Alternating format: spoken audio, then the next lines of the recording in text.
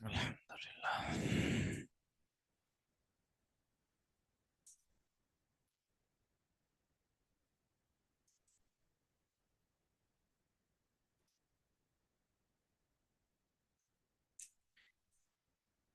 आवाज़ करते हैं। الحمد لله رب العالمين والعاقبة للمتقين والصلاة والسلام على سيد الأنبياء والمرسلين سيدنا ومولانا محمد وعلى آله وصحبه أجمعين وعلى كل من تبعهم بإحسان إلى يوم الدين. أما بعد فأعوذ بالله من الشيطان الرجيم. بسم الله الرحمن الرحيم. ولقد يسرنا القرآن للذكر فهل من مدكر. صدق الله العظيم. اللهم صل على سيدنا محمد وعلى آل سيدنا محمد وبارك وسلم. رب اشرح لي صدري ويسر لي أمري واحلل عقدة من لساني يفقه قولي. اللهم آتنا حبك وحب نبيك وحب من يحبك وحب عمل الذي يبلغنا حبك، آمين يا رب العالمين. تفسیر کے سلسلے کی ورکشاپس میں الحمدللہ آج ہم تیسری سیشن کا آغاز کر رہے ہیں۔ پہلے سیشن میں ہم نے تفسیر کو دیکھا تھا کہ لغتاً تفسیر کسے کہتے ہیں لٹرلی، پھر اصطلاحاً ٹرمینالوجی کے اعتبار سے تفسیر کسے کہتے ہیں، تفسیر کے اندر کون کون سے علوم ان کا استعمال ہوتا ہے۔ جو بات کہی جاتی ہے کہ بھئی 14-15 علوم چاہیے، تو وہ کون سے علوم ہیں وہ ہم نے دیکھے تھے۔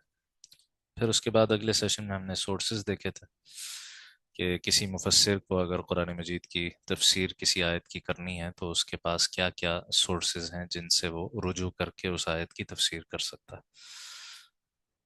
اور اس میں سیکوینس بھی امپورٹنٹ ہے۔ تو سب سے پہلے قرآن مجید ہے، جو بعض اوقات کہیں خود اپنی تفسیر کر رہا ہوتا ہے، کہیں ایک چیز مختصر ذکر ہوتی ہے، دوسری جگہ اس کی تفصیل آ جاتی ہے، کہیں کانٹیکسٹ سے تفسیر واضح ہو رہی ہوتی ہے آیت کی، اور کہیں مختلف قراءتوں سے ایک دوسرے کی وضاحت ہو رہی ہوتی ہے۔ پھر حدیث اس کے ذریعے سے تفسیر ہو رہی ہوتی ہے، صحابہ اکرام کے اقوال سے ہو رہی ہوتی ہے، تابعین کے اقوال سے ہو رہی ہوتی ہے۔ اور آ، یہ وہ آیات ہیں جہاں احکام یا جہاں عقائد یا جہاں کوئی بھی ایسی بات بیان ہو رہی ہوتی ہے کہ جس کے لیے ہمیں پیچھے سے سورسز چاہیے ہوتے ہیں۔ بعض جگہ جہاں صرف موٹیویشنل بات ہو رہی ہوتی ہے یا موت کا تذکرہ ہو رہا ہوتا ہے یا آخرت کے احوال بیان ہو رہے ہوتے ہیں، وہاں ڈکشنری بھی کافی ہو جاتی ہے، اور ریزن اور انٹلیکٹ تو ظاہر ہے ان سب سے استفادہ کرنے کے لیے ضروری چاہیے ہی چاہیے۔ پھر لاسٹ سیشن میں ہم نے ٹائپس آف تفسیر دیکھا تھا کہ قرآن مجید کی تفسیر کا ایک انداز وہ معصور یا روایت کا انداز ہے کہ جس میں جو کچھ پہلے کہا جا چکا کسی آیت کے بارے میں اس کو رپورٹ کیا جاتا ہے، اور دوسرا انداز رائے کا انداز ہے یا عقل کو استعمال کرتے ہوئے اجتہاد کرتے ہوئے ایپلیکیشن ہے آیت کی آج کے حالات پر یا آج کے مسائل پر۔ تو یہ دو کامن مناہج ہیں، اور اس کے بارے میں ہم نے تفصیل دیکھی تھی کہ جو آ، پچھلے اقوال ہیں ان میں حدیث بھی ہے، صحابہ کے اقوال بھی ہیں، تابعین کے اقوال بھی ہیں، فقہاء علماء کے اقوال بھی ہیں، اور اسرائیلیات بھی ہیں جو روایات ہمیں یہود و نصارہ سے ملی ہیں۔ اس کے بارے میں کیا موقف ہونا چاہیے وہ ہم دیکھ چکے۔ تفسیر بالرائے کے بارے میں دو بہت تنبیہ پر مبنی روایات ہم نے دیکھی تھی، اور آج انشاءاللہ اسی کو ہم ایکسپینڈ مزید کریں گے۔ من تکلم فی القرآن بغیر علم، جو شخص بغیر علمی دلیل کے قرآن کے بارے میں کچھ کہے، فلیتبوأ مقعدہ من النار، وہ اپنا ٹھکانہ آگ میں بنا لے۔ اسی طرح من تکلم فی القرآن برأیہ، جو شخص اپنی رائے سے قرآن کے بارے میں کچھ کہے، فاصابہ، اور بالفرض درست بات بھی کہے، فقد اخطأ، تب بھی وہ خطا کار ہے، گناہ گار۔ تو ظاہر ہے کہ یہ کس تفسیر بالرائے کی مذمت ہو رہی ہے؟ جو تفسیر کے اصولوں کو بائی پاس کرتے ہوئے کی جائے، جس کو مذموم یا کنڈیمڈ کہا جاتا ہے۔ باقی تفسیر بالرائے محمود بھی ہوتی ہے، پسندیدہ بھی ہوتی ہے، جو مجتہد کرے۔ پھر کیسے پتہ چلے کہ کون سی تفسیر بالرائے مذموم ہے؟ تو اس میں ہم نے 7 باتیں دیکھی تھیں، اور آج انشاءاللہ ہم ان کو مزید تفصیل سے دیکھیں گے کہ تفسیر میں گمراہی کے کیا کیا اسباب ہیں جو فی زمانہ پائے جاتے ہیں۔ اس میں یہ سب چیزیں تفصیل سے آ جائیں گی۔ انکمپیٹنس ہے، نہ تفسیر کے علوم کسی سے پڑھے ہیں، نہ اس کے بارے میں کوئی اہلیت پیدا کی ہے، نہ اس میں وقت لگایا ہے، بس آج جس کے پاس کیمرہ ہو اور جس کے پاس نیٹ کا کنیکشن ہو وہ مفسر بن جاتا ہے۔ پھر معصور تفسیر کو اگنور کرتے ہوئے تفسیر کرنا، یعنی ایک تو یہ ہے کہ آدمی آ، اپنی رائے استعمال کر رہا ہے، وہ اہل ہے یا نہیں ہے یہ الگ بحث ہے۔ ایک یہ کہ اس کو پتہ بھی ہے کہ اس آیت کے بارے میں نبی صلی اللہ علیہ وسلم کیا فرما چکے ہیں، صحابہ کیا کہہ چکے ہیں، وہ پتہ ہی نہیں ہوتا، اور پھر اپنی رائے استعمال کی جا رہی ہوتی ہے، ظاہر ہے پہ غلط مطلب نکلتا ہے۔ پھر ڈکشنری کا جو استعمال ہے، صرف ڈکشنری کے ذریعے تفسیر کرنا، اس پر ہم پچھلی دفعہ بہت تفصیلی بات کر چکے ہیں کہ ایسی ڈکشنری کا استعمال جو پہلے چار سورسز کے خلاف جا رہا ہو، اس سے بھی تفسیر بالرائے مضموم پیدا ہوتی ہے۔ اور دوسری یہ کہ جہاں صرف ڈکشنری سے بھی کام چل سکتا ہے، ایسی سادہ آیات ہیں جن میں کوئی فقہی حکم نہیں بیان ہو رہا، کوئی عقیدہ بیان نہیں ہو رہا، تذکیر اور یاد دہانی کی باتیں بیان ہوئی ہیں، وہاں بھی ڈکشنری کا ایسا استعمال جو آ، عرب میں اہل زبان کے ہاں اس استعمال کے اصول طے ہیں، اس کے خلاف جا رہا ہو، وہ بھی غلط ہے۔ تو ڈکشنری سے بھی تفسیر کرنے کے لیے آدمی کو پورا پورا عالم ہونا ضروری ہے کہ اس کو پتا ہو کہ اہل زبان اس لفظ کو اور اس محاورے کو کیسے استعمال کرتا ہے۔ پھر فقہی احکام نکالنا قرآن سے بغیر اس کی ٹریننگ لیے ہوئے، متشابہات وہ آیات کے جو متشابہ ہیں، جو آ، جن کی حقیقی تفسیر خود اللہ تعالیٰ قرآن مجید میں کہتے ہیں کہ وما يعلم تأویلہ الا اللہ، کہ ان کی حقیقی تفسیر اللہ کے سوا کوئی نہیں جانتا، اس میں پورے جزم کے ساتھ فکسڈ انٹرپریٹیشن کرنے کی کوشش کرنا۔ عام جو اسلامی اصول ہیں، جیسے انبیاء کی عصمت ہے، جیسے صحابہ کرام کا جنتی ہونا ہے، یہ سارے اصول قرآن مجید سے ہی ثابت ہیں۔ کوئی کسی ایک سنگل آیت کی تفسیر کرنا جو ان بنیادی اصولوں کے خلاف جا رہی، لوگ کہتے ہیں بھائی ہم تو قرآن کی تفسیر کر رہے ہیں، آپ پہلے سے پری کنسیوڈ باتیں کیوں بنائے ہوئے ہیں؟ نہیں، وہ پری کنسیوڈ باتیں پری کنسیوڈ خود سے نہیں ہیں، وہ خود اسی قرآن سے ایکسٹریکٹڈ ہے۔ عصمت انبیاء کہ انبیاء گناہوں سے پاک ہوتے ہیں، یا صحابہ کرام سب کے سب جنتی ہیں، یہ سارے اصول خود قرآن مجید سے اخذ شدہ ہے، بہت سی آیات سے اخذ شدہ ہے۔ تو کسی ایک آیت کی تفسیر ہم ایسے نہیں کریں گے جو ان اصولوں کے خلاف جا رہی ہے، ٹھیک ہے۔ اسی طرح اپنی اوپینین کو، جہاں اختلاف کی گنجائش ہے وہاں اپنی اوپینین کو ڈیفینیٹو قرار دے دینا، یہ تو ہمارے بڑے بڑے ائمہ نے نہیں کیا۔ امام ابو حنیفہ علیہ رحمٰ نے اگر کوئی فقہی حکم قرآن سے برآمد کیا تو اس میں کہتے ہیں میری رائے ہے، اور امام شافعی کی اگر دوسری رائے ہے تو وہ بھی اجتہاد مجتہد ہیں، اہل ہیں اس بات کے کہ وہ اجتہاد کریں، یہ بھی اہل ہیں اس بات کے اجتہاد کریں۔ تو جو فقہی اختلاف ہے ہمارے ہاں، اس میں زیادہ سے زیادہ یہ کہا جاتا ہے کہ ہماری رائے درست ہے لیکن غلطی کا امکان ہے، سامنے والے کی رائے غلط ہے لیکن صحیح ہونے کا امکان ہے، اس سے آگے کی بات نہیں کہی جاتی۔ اس سے آگے کہ میری رائے 100% درست، سامنے والے کی رائے 100% غلط، یہ صرف حق اور باطل، کفر اور اسلام والے مسئلے میں آپ یہ بات کہیں گے، مسلمانوں کے آپس کے اختلاف میں کوئی 100% والی بات نہیں کر سکتا، ٹھیک ہے۔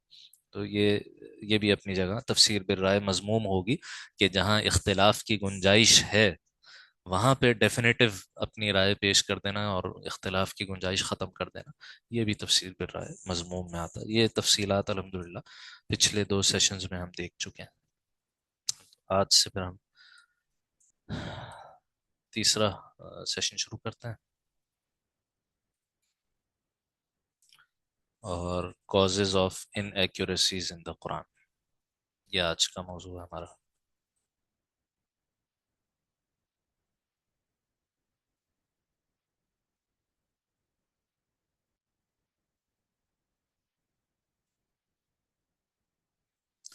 تو سب سے پہلے تو اس کو سمجھنا چاہیے کہ کیا قرآن کی تفسیر میں ان ایکوریسی ہو سکتی ہے یا نہیں ہو سکتی؟ تو بھائی ہو سکتی ہے۔ یہ اس لیے کہنے کی ضرورت پیش آتی ہے کہ بعض لوگ کہتے ہیں بھی ہم تو قرآن سے بیان کر رہے ہیں، ہم تو قرآن بیان کر رہے ہیں، ہم تو آیت پیش کر رہے ہیں، یہ آپ کیسے کہہ سکتے ہیں کہ یہ بات غلط ہے، یہ تو قرآن میں ہے؟ بھائی وہ بات قرآن میں نہیں ہے، وہ آپ کی انڈرسٹینڈنگ ہے قرآن کی آیت کی، وہ انڈرسٹینڈنگ تو غلط ہو سکتی ہے نا بھائی۔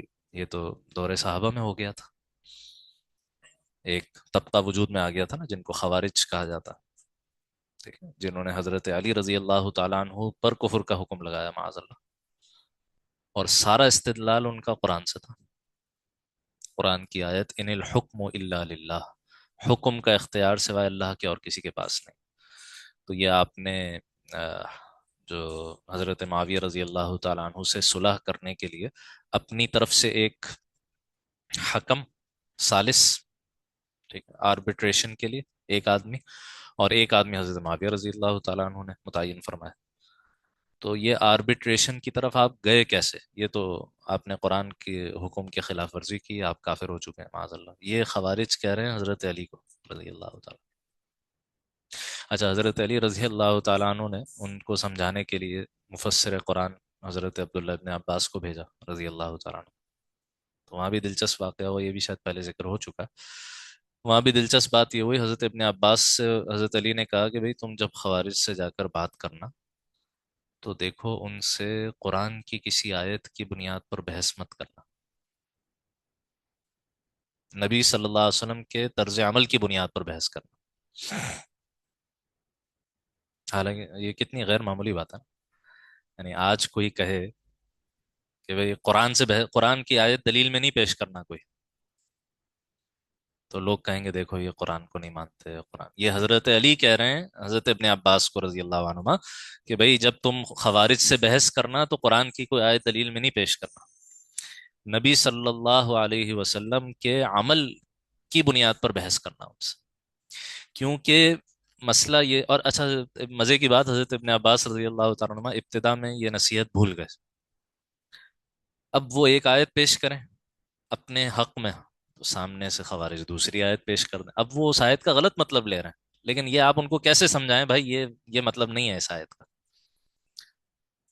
تو جو فہم ہوتا ہے نا، فہم آیت کا سے مراد کیا ہے، اس کی انٹرپریٹیشن، کون سی انٹرپریٹیشن صحیح ہے کون سی نہیں، اس کے لیے آپ کو فرد کی ضرورت، افراد کی ضرورت. یہی وجہ ہے کہ اچھا خوارج کا بنیادی مقدمہ یہاں پر یہ تھا، ان کا خیال یہ تھا کہ جو آدمی گناہ کبیرہ کا ارتکاب کر لے وہ دائرہ اسلام سے باہر چلا جاتا. خوارج کا یہ تصور تھا. اور خود انتہائی نیک پارسا، تہجد گزار، روزے دار، یہ خوارج انتہائی نیک.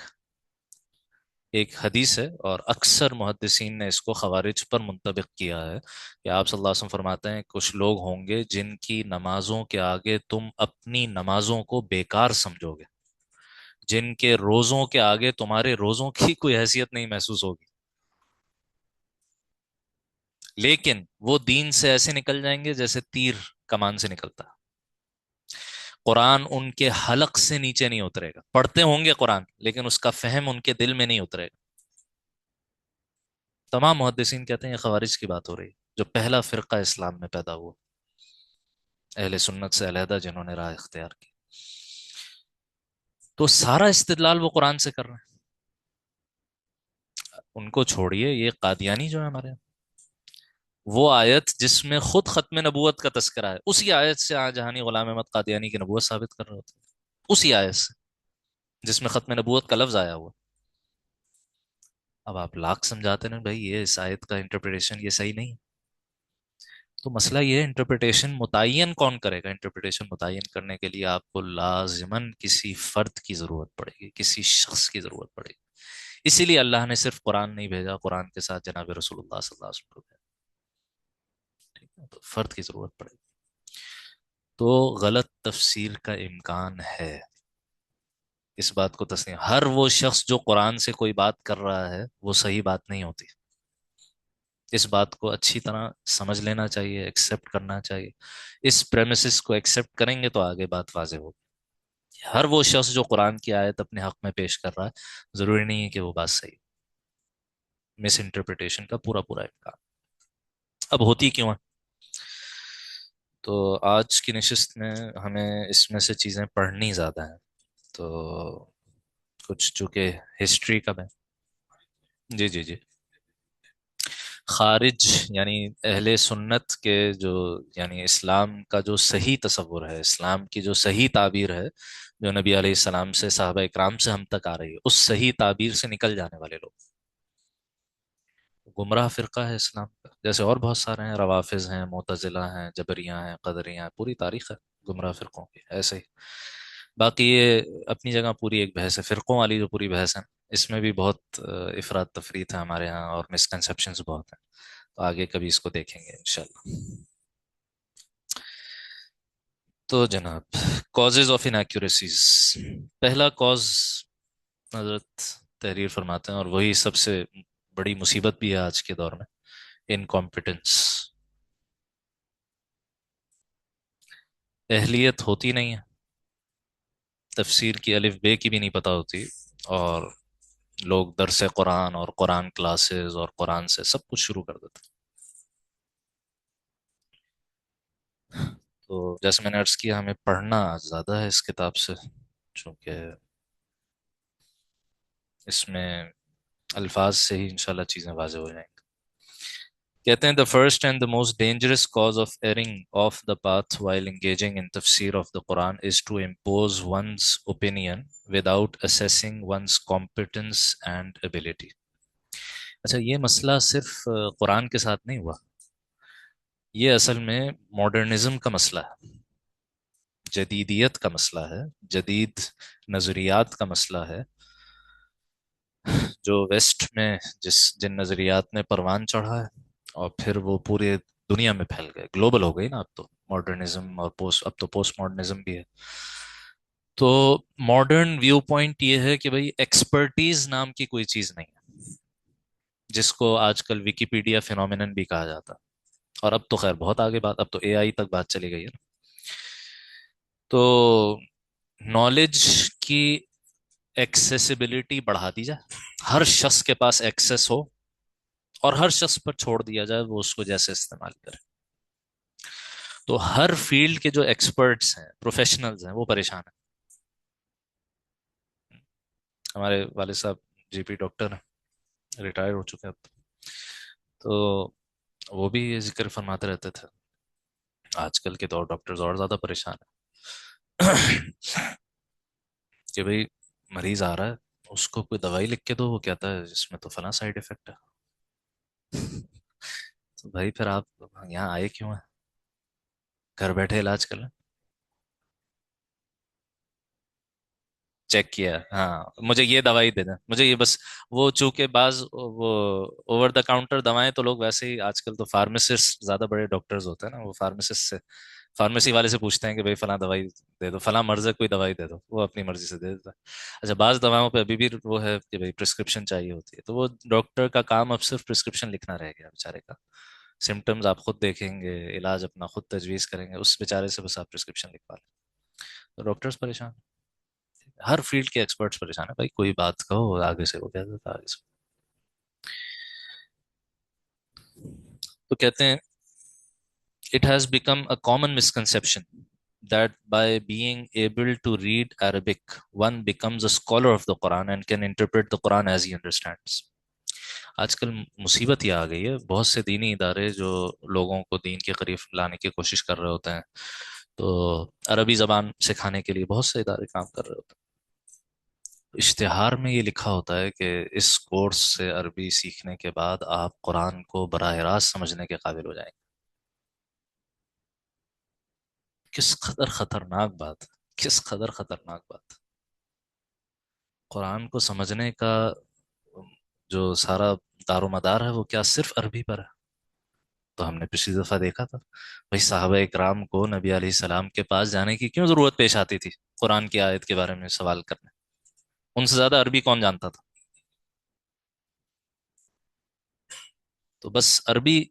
अच्छा, और आज ये तो ये किताब आज से कोई 40 साल पहले की लिखी हुई है ना, आज तो ये मसला भी नहीं रहा, आज तो अरबी की कैद भी खत्म हो गई।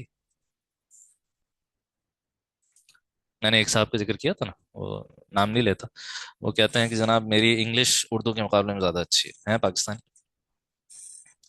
तो मैं अरबिक टू इंग्लिश जो लेक्सिकल है, डिक्शनरी है, वो इस्तेमाल करता हूँ, पहले आयत का ट्रांसलेशन इंग्लिश में देखता हूँ कि, और फिर उस इंग्लिश के लफ्ज़ को उर्दू में जो उसका बेहतरीन करीब तरीन उसकी वो होती है, लफ्ज़ होता है, उससे ट्रांसलेट करके खुद भी समझता हूँ, और वो जनाब कुरान क्लासेस पढ़ा रहे होते हैं इस बुनियाद पर। और क्या क्या गुमराहियाँ उस शख्स की, अल्लाह माफ करे। تو اب تو یہ بات بھی ختم ہو گئی، یعنی پہلے جو آخری قید تھی کہ بھائی چلو بندے کو عربی تو آئے، قرآن کے بارے میں کچھ کہنے سے، وہ بھی ختم، ترجمے سارے موجود۔ اچھا وہ ترجمے جن لوگوں نے کیے ہیں انہی لوگوں پر آپ تنقیدیں بھی کرتے ہیں، یہ بابے ہیں اور یہ فلاں ہیں اور یہ فلاں ہیں، یہ فلاں ہیں، ہاں؟ اور انہی کا ترجمہ استعمال کر کے انہی پر تنقید، عجیب جہالت۔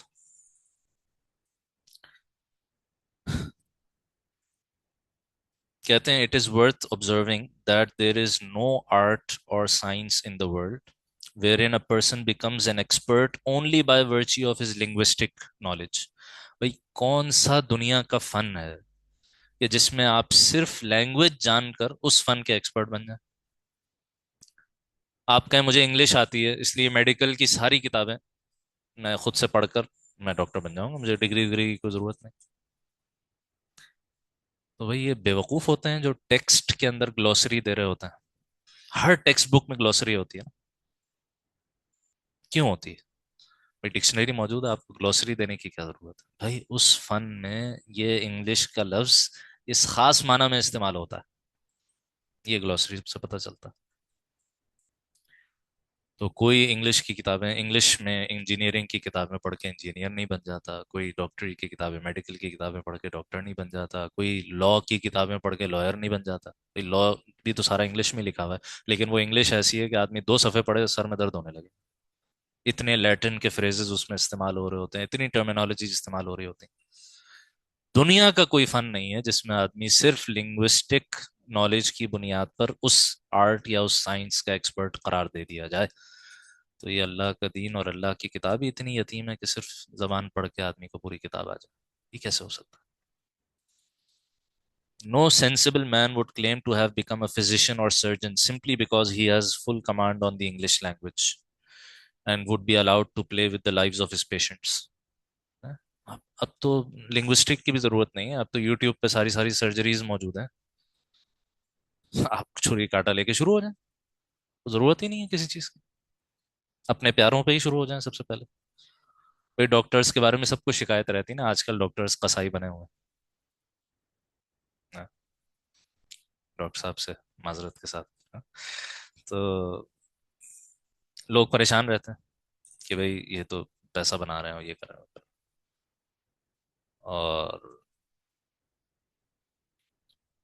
اچھا مزے کی اس میں بڑے پیرللز ہیں، یعنی یہ جو علماء اور ڈاکٹرز والا مسئلہ ہے نا، اس میں بڑے پیرللز ہیں۔ ایک بڑے شیخ عبد الفتاح ابو غدہ رحمہ اللہ تعالی، یہ شیخ زاہد الکوثری علیہ رحمہ کے شاگرد تھے، جو شیخ زاہد الکوثری علیہ رحمہ یہ سلطنت عثمانیہ کے آخری شیخ الاسلام تھے۔ تو ان کے شاگرد شیخ عبد الفتاح ابو غدہ علیہ رحمہ یہاں پاکستان بھی تشریف لائے، مختلف مدارس کا انہوں نے وزٹ کیا، دارالعلوم کا بھی وزٹ کیا، بنوئی ٹاؤن کا بھی وزٹ کیا، بہت خوش ہوئے۔ واپس جانے لگے تو کسی نے ان سے پوچھا بھائی کیسا آپ نے پاکستانیوں کو پایا؟ تو انہوں نے کہا کہ بہت ہاسپٹیبل لوگ ہیں، بہت ہی نیک لوگ ہیں، بہت ہی اچھے لوگ ہیں۔ ہاں ایک بات میں نے نوٹ کی ہے کہ یہاں ہر شخص مفتی بھی ہے اور ڈاکٹر بھی ہے، ہر شخص مفتی بھی ہے اور ڈاکٹر بھی ہے، ہر شخص کے پاس کوئی میڈیکل اوپینین بھی ہے، ہر شخص کے پاس کوئی ریلیجیس اوپینین بھی ہے، ٹھیک؟ تو ان دونوں میں بڑے پیرللز ہیں۔ اب لوگ کہتے ہیں بھائی مولوی لوگ آپس میں لڑتے رہتے ہیں، تو بھائی ڈاکٹرز کی اوپینین ہر مرض کے بارے میں، ہر مریض کے بارے میں سیم ہوتی ہے؟ ایک ڈاکٹر لکھ رہا ہے بھائی آپریشن کے بغیر کام نہیں چلے گا، دوسرا کہہ رہا ہے آپریشن کریں گے جان کو خطرہ۔ یہاں کیوں نہیں کہتے کہ یہ سارے ہی ایسے ہیں، یہ سارے آپس میں لڑتے رہتے ہیں، ہم اپنا خود ہی کرتے ہیں علاج؟ نہیں کرتے نا ایسے، چھان بین کر کے، پوچھ پاچھ کے، ریفرنس ویسے معلوم کر کے کسی آخر کار کسی ڈاکٹر ہی کے پاس جاتے ہیں۔ تو ایسے ہی اگر علماء کے آپس میں بھی اختلاف ہے کسی مسئلے میں، تو یہ اس بات کی کہاں سے دلیل ہو گئی کہ ان کو سب کو چھوڑ چھاڑ کے ہم خود کوئی اوپینین بنا لیں؟ یہ کہاں سے دلیل ہو؟ آپ بالآخر کسی نہ کسی پر اعتماد کرتے ہیں، ایسے ہی آپ بھی کسی نہ کسی پر اعتماد کریں۔ Similarly, a person cannot claim to be an engineer simply by reading books on engineering or a lawyer merely by reading books on law۔ تو جب یہ معاملہ ان پروفیشنز کے ساتھ ہے، تو اب کہتے ہیں کہ دین کے ساتھ یہ ظلم کیوں ہے کہ صرف عربی کی بنیاد پر آپ کام کر لیں؟ اب کہتے ہیں بھائی قرآن کی تفسیر کے لیے کیا کیا چیزیں ضروری ہیں، وہ جو ہم نے پیچھے سارے علوم لکھے تھے نا، ان کو خلاصتاً دوبارہ ذکر کرنا. In the preceding pages, we have seen that a vast knowledge is required to be able to enter the domain of tafsir. The Quran is not a continuous book like other ordinary books, where everything about one subject may be found at one place. ایسی تو کتاب ہے نہیں سب کے chapters بنے ہوئے ہوں، یہ توحید کا چیپٹر ہے، یہ عقائد کا چیپٹر ہے، یہ رسالت کا چیپٹر ہے، یہ احکام کا چیپٹر ہے. نہیں، سب مکس ہے. ٹھیک. Hence, in order to fully understand the meaning of a verse, it is necessary to keep in view its different recitals. Number ایک قرآتیں. ٹھیک. Other verses on the same subject. ایک قرآن اپنی تفسیر خود دوسری جگہ کر رہا ہوتا. The ریولیشنری بیک گراؤنڈ، شان نزول، پس منظر. بہت سی آیات ایسی ہیں پہلے ہم دیکھ چکے کہ جو سمجھ ہی میں نہیں آ سکتی جب تک پس منظر آپ کو نہ پتا ہو وہ واقعہ کیا تھا جس وقت یہ آیت نازل ہوئی.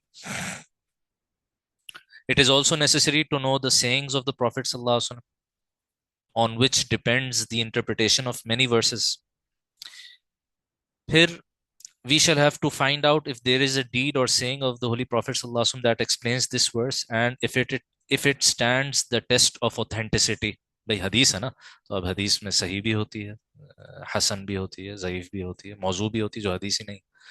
تو اگر کوئی حدیث کسی آیت کے بارے میں آئی ہوئی ہے، اس کا لیول کون سا ہے، اوتھینٹسٹی کا لیول کون سا ہے، یہ بھی معلوم ہونا چاہیے. Also, one should know how the companions understood this verse and whether there was a consensus on it or a difference of opinion. صحابہ کے بھی تو اختلاف تھے، آپ ایک ہی آیت کے بارے میں دو صحابہ کے الگ اقوال بھی. In case of a difference of opinion, how may that be resolved? Further, Arabic is such a rich language that it has words that have multiple meanings. ایک ہی لفظ کے کئی کئی معنی ہے. ٹھیک ہے.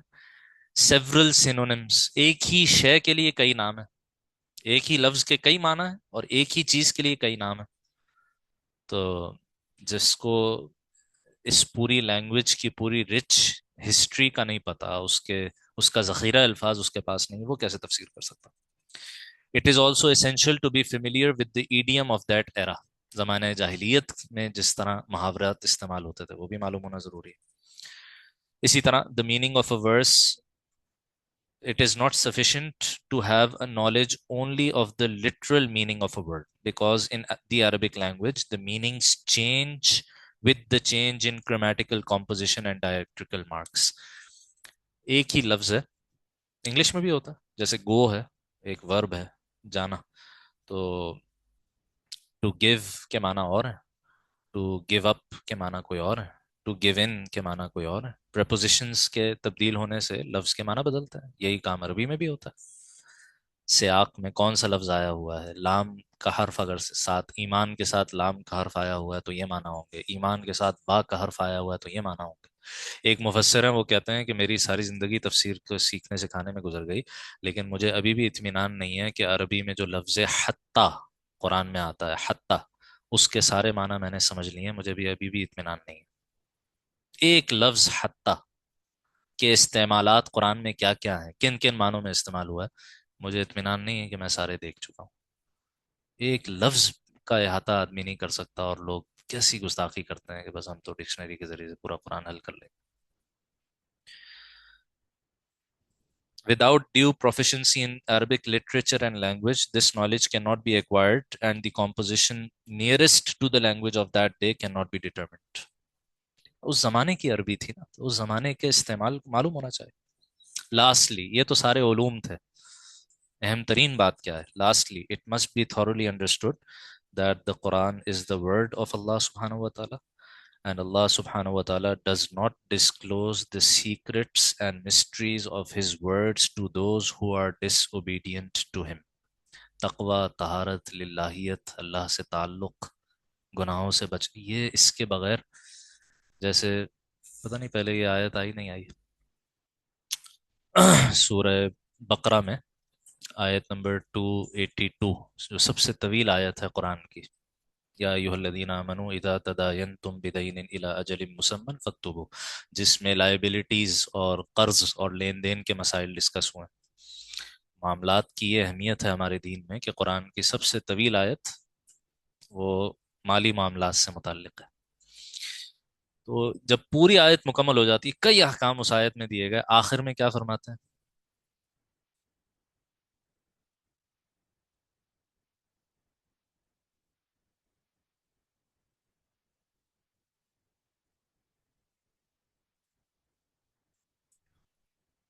واتقوا اللہ ویعلمکم اللہ۔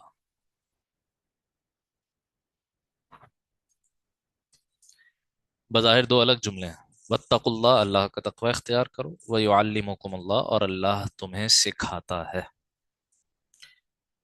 لیکن بعض مفسرین نے بہت خوبصورت بات کہی، کہتے ہیں یہ جو درمیان میں واو ہے نا، واو کانجوگیشن کے لیے استعمال ہوتا ہے، ٹھیک ہے، عطف کے لیے، ملانے کے لیے، لیکن ہر جگہ کانجوگیشن کے لیے نہیں ہوتا۔ بعض جگہ یہ واو تفسیریہ ہوتا ہے، پیچھے کی وضاحت کر رہا ہوتا ہے۔ بعض جگہ کنٹینوئنس اور سیکوینس کے لیے آتا ہے۔ تو واتقوا اللہ، اور اللہ کا تقوی اختیار کرو، وَيُعَلِّمُكُمُ اللہ، تاکہ تمہیں اللہ علم سکھائے۔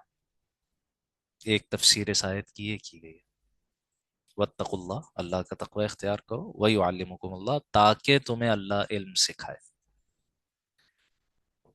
تو اللہ سبحانہ و تعالیٰ اپنے دین کے علوم کو نافرمانوں کے دلوں پر نہیں کھولتے، جو اللہ سے گہرا تعلق نہ رکھتے ہوں، جو دین پر عامل نہ ہوں، شریعت پر عمل کرنے والے نہ ہوں، سنت کے پیروکار نہ ہوں، ان پر نہیں کھلتی آیات کی مباحث اور معانی۔ عجیب زمانہ آ گیا، لوگ ریٹائرمنٹ کے بعد فارغ ہوتے ہیں، کچھ کرنے کو نہیں ہے، چلو تفسیر شروع کر دیں۔ ہاں؟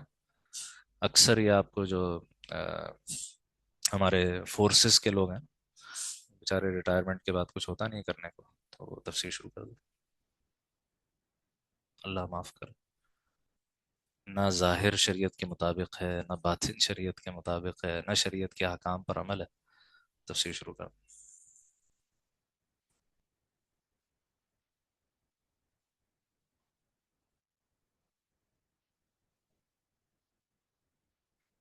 ہوں حضرت عبداللہ ابن عباس رضی اللہ تعالیٰ عنہ جو مفسر بنے، وہ اس دعا کی برکت سے بنے نا، اللہم فقہہ فی الدین، اے اللہ اس نوجوان کو دین کی گہری سمجھ عطا فرما، وعلمہ التأویل، اور اسے علم تأویل یعنی علم تفسیر عطا فرما۔ واو تفسیری ہے یہاں پر۔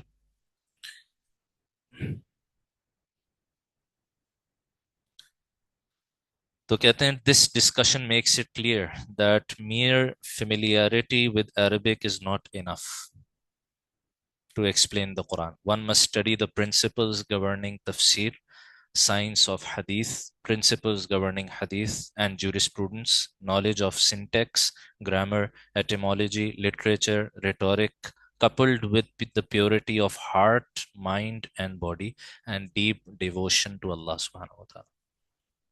یہ سب چیزیں چاہیے قرآن کے بارے میں کچھ کہنے سے، ایک لفظ کہنے سے پہلے۔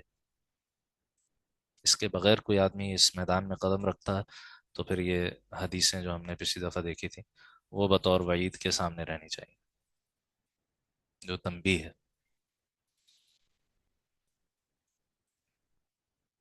اب کہتے ہیں جب علماء کی طرف سے یہ بات ہوتی ہے تو اب کچھ مسکنسیپشنز ہیں، کچھ مس انڈرسٹینڈنگز ہیں، کچھ اعتراضات ہیں جو لوگ کرتے ہیں۔ اس میں پہلا کیا ہے؟ کہتے ہیں some people say that the Quran has itself stated وَلَقَدْ يَسَّرْنَا الْقُرْآنَ لِلذِّكْرِ فَهَلْ مِن مُدَّكِرٍ۔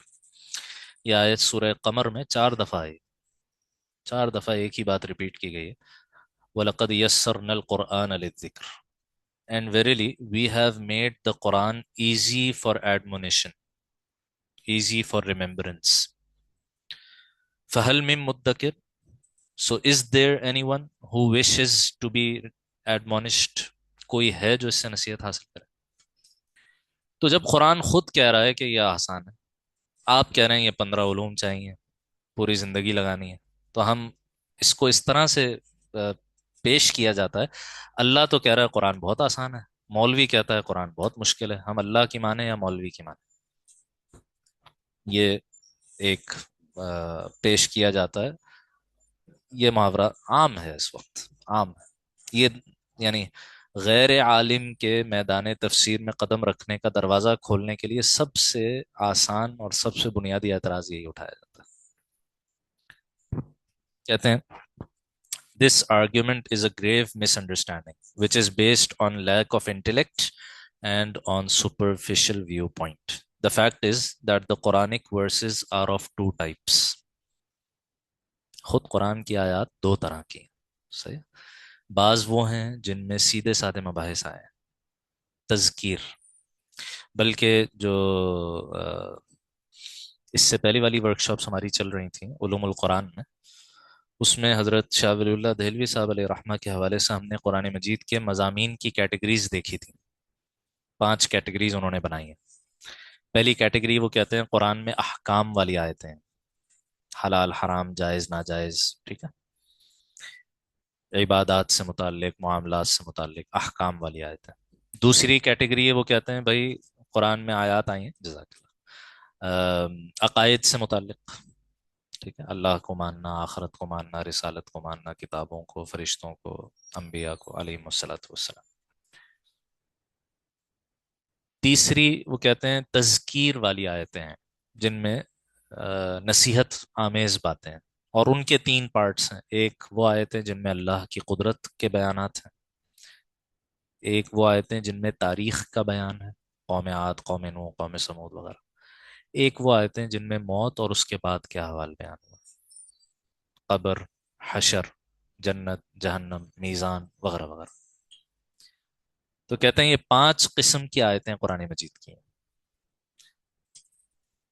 اور خود پھر فرماتے ہیں کہ ان میں سے جو پہلی 2 ہیں نا، احکام اور عقائد، اس کے لیے تو کسی عالم کی ضرورت ہے ان آیات کو سمجھنے کے لیے.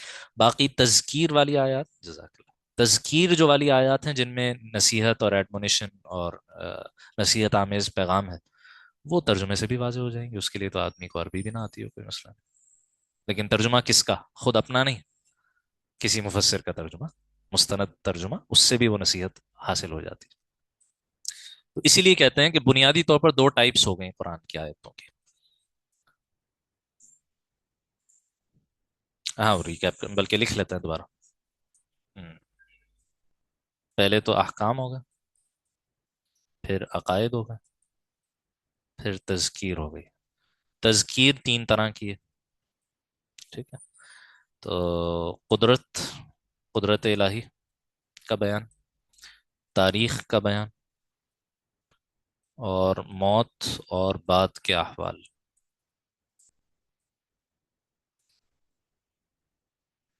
جی.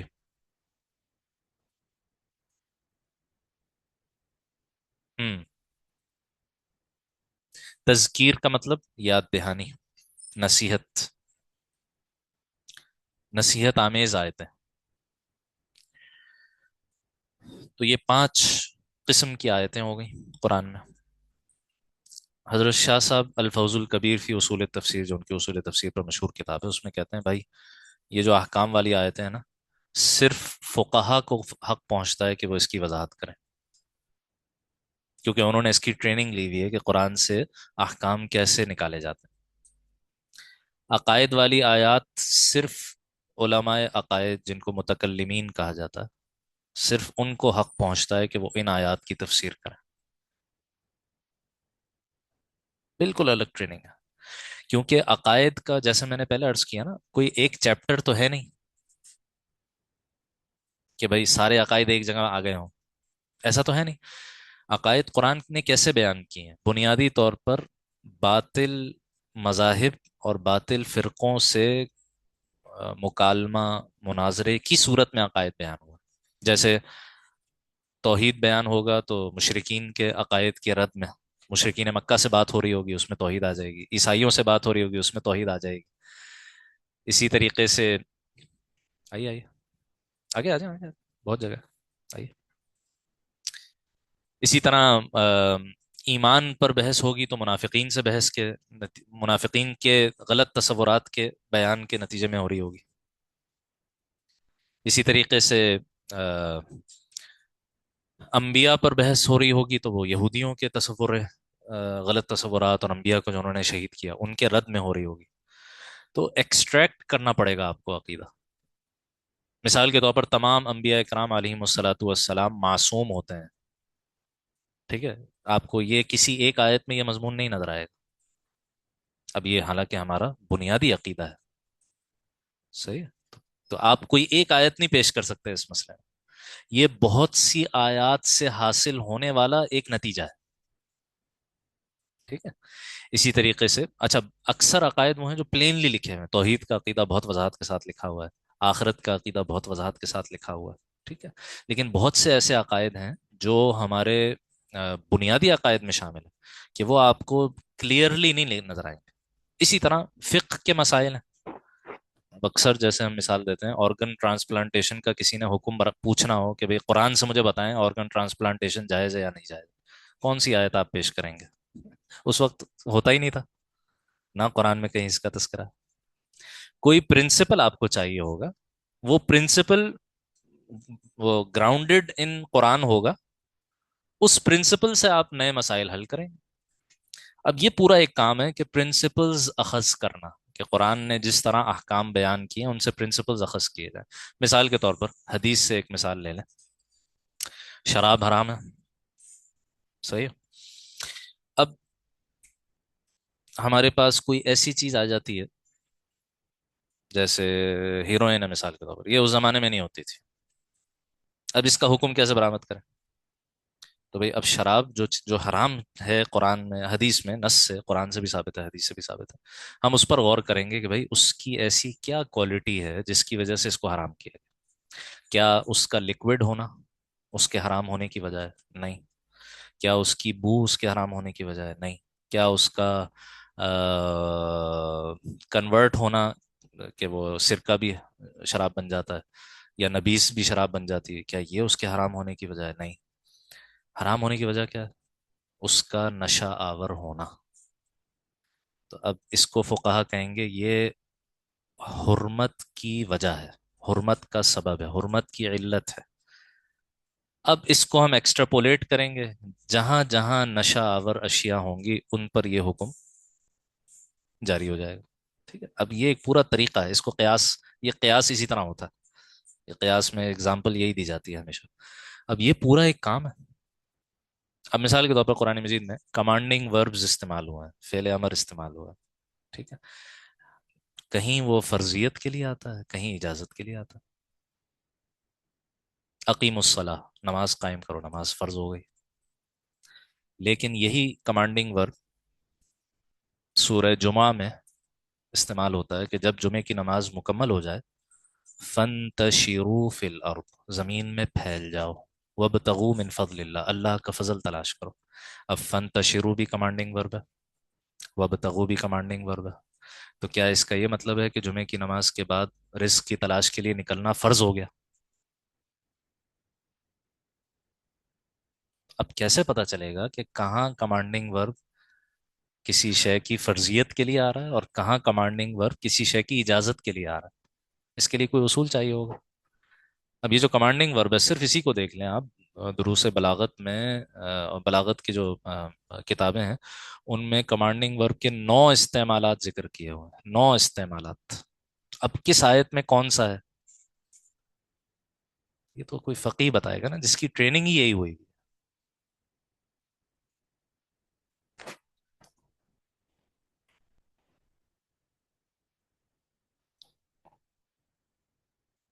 कहाँ लिखा हुआ?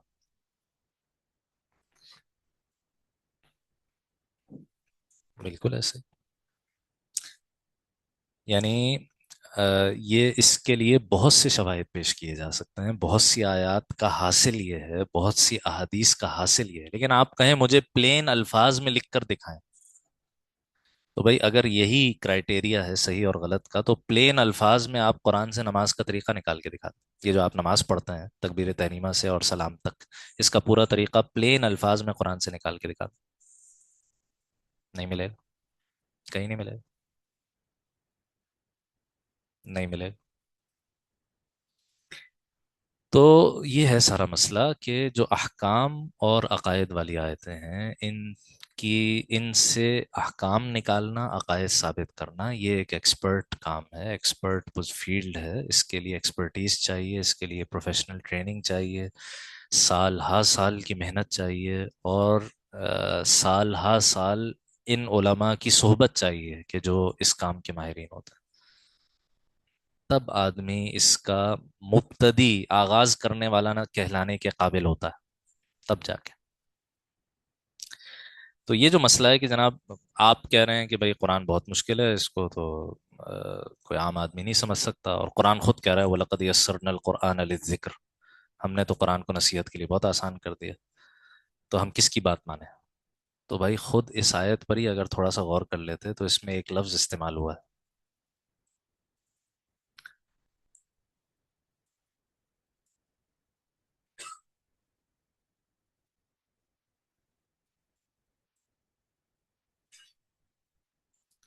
اگر آپ تھوڑا سا اس لفظ پر غور کر لیں تو آپ کا اعتراض دور ہو جائے گا. ہم ہم نے اس قرآن کو کس کے لیے آسان کیا؟ اس کا تذکرہ ہو رہا. یہ کس نے کہہ دیا کہ فقہی احکام نکالنے کے لیے قرآن آسان ہے، عقائد ثابت کرنے کے لیے آسان ہے؟ اس کا تو تذکرہ ہی نہیں ہو رہا. اور جس صورت میں یہ آیت آئی ہے، 4 دفعہ آئی ہے، ٹھیک ہے، ہر آیت آئی ہے ایک واقعے کے اختتام پر. پہلی آیت آئی ہے نوح علیہ السلام کے واقعے کے اختتام پر، دوسری آئی ہے قوم عاد کے تذکرے کے اختتام پر، تیسری آئی ہے قوم سمود کے تذکرے کے اختتام پر، چوتھی آئی ہے قوم لوط کے تذکرے کے اختتام پر. تو تاریخ کس کا حصہ ہے؟ تذکیر کا حصہ ہے. خود کانٹیکسٹ بتا رہا ہے کہ آیت کا مطلب کیا ہے. ٹھیک ہے، تو یہ بیجا اعتراض ہے کہ جناب قرآن تو خود کہتا ہے بہت آسان ہے، اور مولوی لوگ کہتے ہیں کہ 15 علوم چاہیے.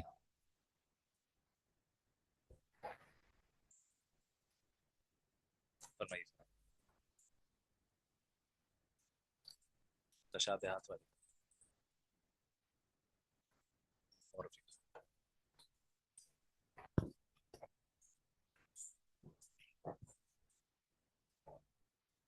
ہوں ہوں ہوں ہوں نہیں نہیں نہیں، یہ اشارہ اور متشابہات کے بارے میں نہیں.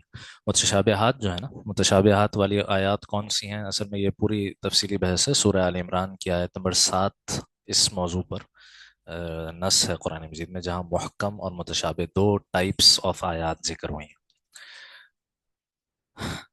متشابہ آیات وہ ہیں جن میں کسی ایسی چیز کا تذکرہ ہے کہ جو الفاظ تو وہی ہیں جو ہم عام استعمال کر رہے ہوتے ہیں، عربی کے الفاظ، لیکن ان کی مراد کیا ہے وہ ہمیں نہیں پتا. مثال کے طور پر الف لام میم، حروف مقطعات بہت سی صورتوں کے شروع میں آئے ہیں.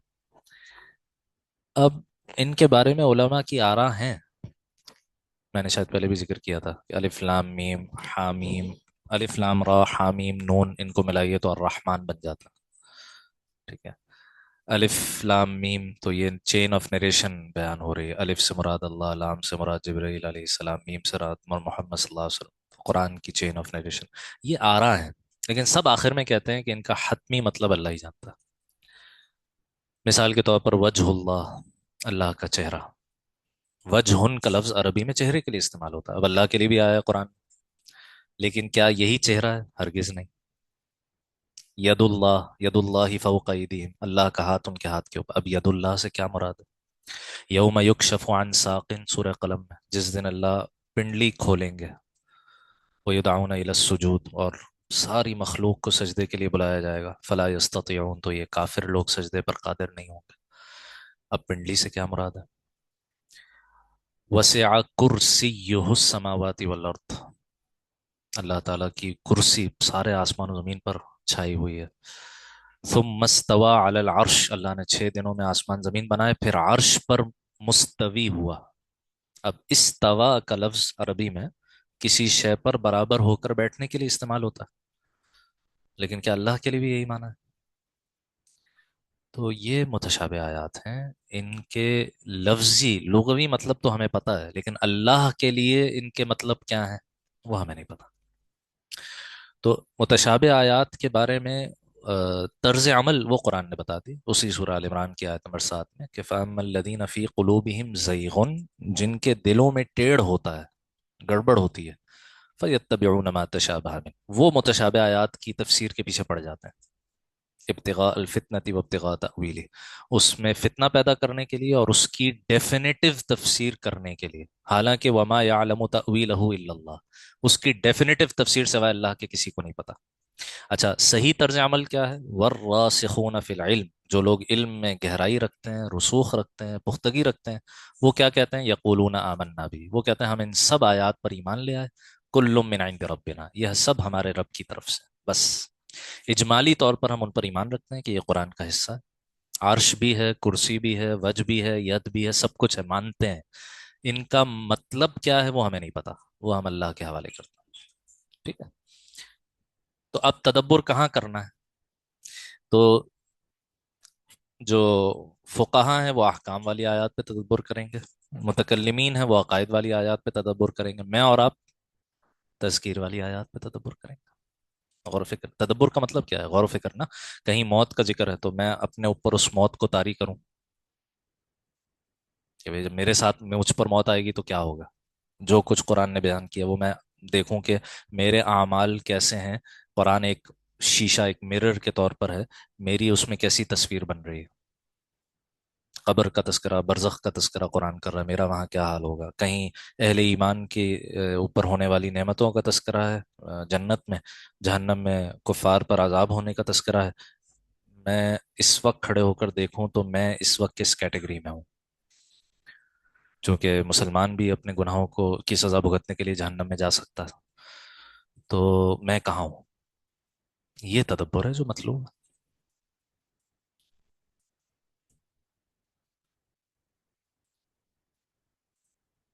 وہ اجتہاد مطلب سمجھتا ہے، وہ اجتہاد مطلب سمجھتا ہے نکالنا۔ تو اب وہ اجتہاد کے لیے تو ابھی ہم نے اتنی ساری چیزیں دیکھی نا کہ یہ ساری اہلیت چاہیے بندے کے لیے، اجتہاد کے لیے اور احکام نکالنے کے لیے، نئے نئے مسائل پر کلام کرنے کے لیے، کسی آیت کی آج کے دور میں کیا اپلیکیشن ہے، یہ سارا اجتہاد ہے، اس کے لیے مجتہد ہونا شرط ہے، اس کے لیے اہلیت ہونا شرط ہے، اس کے لیے اہلیت ہونا شرط ہے، یہی تدبر ہے۔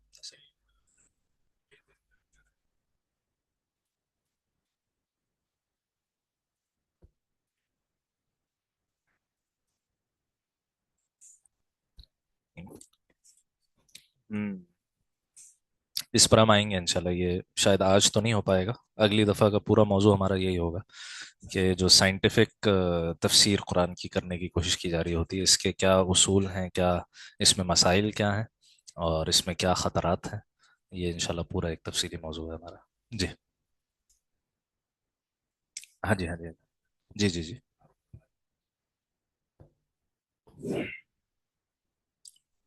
فقہا کریں گے بالکل،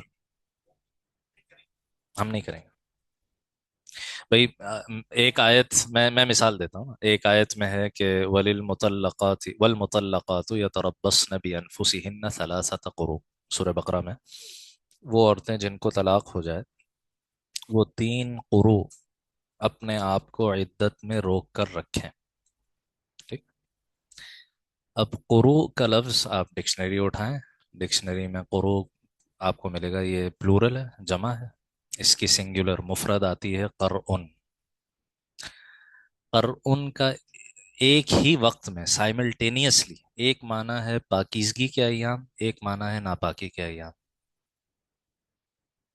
ایک ہی وقت میں ایک ہی لفظ ہے، دو بالکل اپوزٹ معنی ہے، ایک معنی لیں گے تو عدت کی ڈیوریشن چینج ہو جائے گی، عدت میں شوہر کو رجوع کا اختیار ہوتا ہے طلاق رجعی میں، وہ اختیار کب تک ہے کب تک نہیں ہے اس کا ٹائم چینج ہو جائے گا، عدت کے بعد جب عدت گزرے گی، جب اس کا ٹائم چینج ہوگا تو پھر عورت آگے کب نکاح کر سکتی ہے کب نہیں کر سکتی اس کا ٹائم چینج ہو جائے گا، احکام دوسرے ہوں گے، اور اگر آپ دوسرا معنی لیں گے تو احکام بالکل دوسرے ہوں گے۔ تو اب امام ابو حنیفہ علیہ رحمہ اہل تھے، انہوں نے غور و فکر کر کے دیگر آیات، دیگر نصوص، صحابہ کے اقوال کی روشنی میں فرمایا کہ میری رائے میں یہاں پر قرعن کا مطلب ہے ناپاکی کے ایام، اس سے جتنے احکام نکلے انہوں نے بیان کر دی۔ امام شافعی علیہ رحمہ بھی مجتہد ہیں، وہ بھی اہل تھے، انہوں نے دیگر آیات، احادیث، اقوال صحابہ کی روشنی میں غور کر کے فرمایا کہ میری رائے میں یہاں قرعن کے معنی پاکیزگی کے ایام ہے، جو سارے احکام چینج ہو جائیں گے۔ یہ غور و فکر میں اور آپ کر سکتے ہیں؟ ہمارے پاس کیا بیسز ہے کہ ان میں سے کسی ایک کو ہم متعین کریں؟ صرف ڈکشنری بتا رہی ہے کہ اس لفظ کے یہ دونوں معنی ہیں، کیسے طے کریں؟ احکام والی آیتیں اس لیے تو یعنی آدمی یہ سوچے نا کہ بھئی یہ اختلاف کیوں ہے، 1400 سال سے اختلاف چلا رہا ہے، بھائی اس کی کوئی وجوہات ہیں، اس کی کوئی بنیاد ہے، یہ نہیں کہ سب آپس میں لڑتے رہتے ہیں، بھائی وہ الفاظ میں ملٹیپل الفاظ کی۔ نبی علیہ الصلوۃ والسلام کی مثال بخاری شریف میں، آپ علیہ الصلوۃ والسلام نے آ، حکم دیا غزوہ بنو قریظہ کے موقع پر، غزوہ احزاب سے فارغ ہوئے، مشرکین چلے گئے، طوفان وفان آیا سب۔ اب بنی قریظہ جو یہود کا آخری قبیلہ مدینے میں رہ گیا تھا، انہوں نے غداری کی تھی، حکم آیا ان کو سزا دینی ہے۔ آپ صلی اللہ علیہ وسلم اپنی زرہ اتارنے لگے، حضرت جبرائیل آئے، یا رسول اللہ آپ زرہ اتار رہے ہیں، ابھی فرشتوں نے تو زرہ نہیں اتاری، اللہ آپ کو حکم دیتا ہے کہ آپ جا کے بنی قریظہ کو ان کے غداری کی سزا دیں۔ آپ نے ایک حکم ارشاد فرمایا، الفاظ یہ تھے، تم میں سے کوئی نہ ہو مگر یہ کہ عصر کی نماز ذوالحلیفہ کے مقام پر ادا کرے۔ ذوالحلیفہ آج جہاں میقات ہے نا، مدینہ سے جب عمرے کے لیے جاتے ہیں تو ذوالحلیفہ کے مقام پر احرام باندھتے ہیں، تو تم میں سے کوئی نہ ہو مگر یہ کہ ذوالحلیفہ کے مقام پر جا کر عصر کی نماز پڑھے۔ صحابہ اکرام روانہ ہو گئے، چونکہ لشکر تھا، لشکر سلولی موو کرتا، عصر کا وقت ختم ہونے لگا اور ذوالحلیفہ کے مقام تک نہیں پہنچ سکے صحابہ۔ اب اختلاف ہو گیا،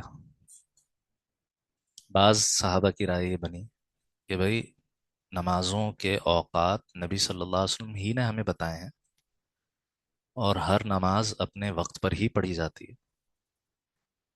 تو آپ صلی اللہ علیہ وسلم نے جو یہ فرمایا تھا کہ بھائی ذوالحلیفہ پہنچ کر اثر پڑھو، اس کا مطلب یہ تھا کہ جلدی کرو، یہ مطلب نہیں تھا کہ اثر چھوڑ دینا، اب رستے میں اثر کا وقت ختم ہو رہا ہے تو ہم پڑھ لیں گے۔ بعض نے پڑھ لی، دوسروں نے کہا بھائی آپ صلی اللہ علیہ وسلم ہی تو ہمیں شریعت بتاتے ہیں، اب اگر آپ نے کہا ہے کہ اثر وہاں پڑھنی ہے تو چاہے مغرب کا وقت بھی ہو جائے وہیں جا کے اثر پڑھے۔ اب الفاظ میں دونوں معنی کی گنجائش ہے، ایک نے لٹرلی لیا، ایک نے منشا پر غور کیا کہ مقصد کیا تھا، ایک نے الفاظ کو دیکھا۔ یہ بخاری شریف کے الفاظ ہیں کہ جب نبی صلی اللہ علیہ وسلم ذوالحلیفہ پہنچے تو آپ کے سامنے مسئلہ پیش کیا گیا، آپ نے کسی کو غلط نہیں کہا، پتہ چلا کہ ایک وقت میں ایک ہی حکم کی ملٹیپل انٹرپریٹیشنز ہو سکتی ہیں، صحیح؟ تو اب یہ ساری بیسز ہوتی ہیں جس کی وجہ سے اختلاف ہوتا ہے، صحیح؟ اور یہ اختلاف جب شریعت کے دائرے کے اندر ہے، اصولوں کے تحت ہے، تو یہ برا بھی نہیں ہے۔ اگر یہ برا ہوتا تو نبی علیہ السلام اس اختلاف کو برداشت نہ کرتے۔ جب آپ نے کسی کو بھی نکیر نہیں کی، کسی کو بھی غلط نہیں کہا، تو اس کا مطلب ہے آپ نے یہ اصول عطا فرما دیا کہ بھئی الفاظ سے جب بحث ہوگی تو اس کی انٹرپریٹیشن میں اختلاف ہو سکتا ہے۔ ہاں، اتنا بھی اختلاف نہ ہو جائے کہ ختم نبوت والی آیت سے کسی نئے نبی کی نبوت آدمی ثابت کرنا شروع کر دے، وہ اختلاف مذموم ہے، وہ عقیدے کی سطح کا اختلاف ہو جائے گا، اس سے وہ تو اسلام، کفر اور اسلام کا مسئلہ ہو جائے گا، وہ اختلاف پسندیدہ نہیں ہے۔ ہاں، احکام کی سطح پر جب اہل افراد اختلاف کرتے ہیں تو اس سے ایک ہی شے کو دیکھنے کے ملٹیپل ویو پوائنٹس کھلتے ہیں، اسی لیے ایک روایت میں آتا ہے اختلاف امتی رحمت، میری امت کا اختلاف رحمت ہے، کہ اس سے اجتہاد کے نئے نئے پہلو کھلتے ہیں، مستقبل میں نئے نئے مسائل کے لیے نئے نئے ویو پوائنٹس کھلتے ہیں۔ بہرحال یہ پوری ایک بحث۔ جی جی جی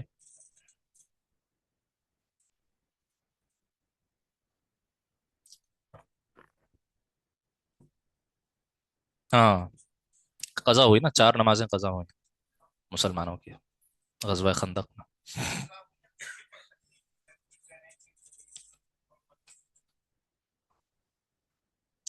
تو وہ تو چار نمازیں ایک ساتھ پڑھی تھی، آپ بھی پڑھ لیں چار نمازیں ایک ساتھ. وہ تو قضا تھی.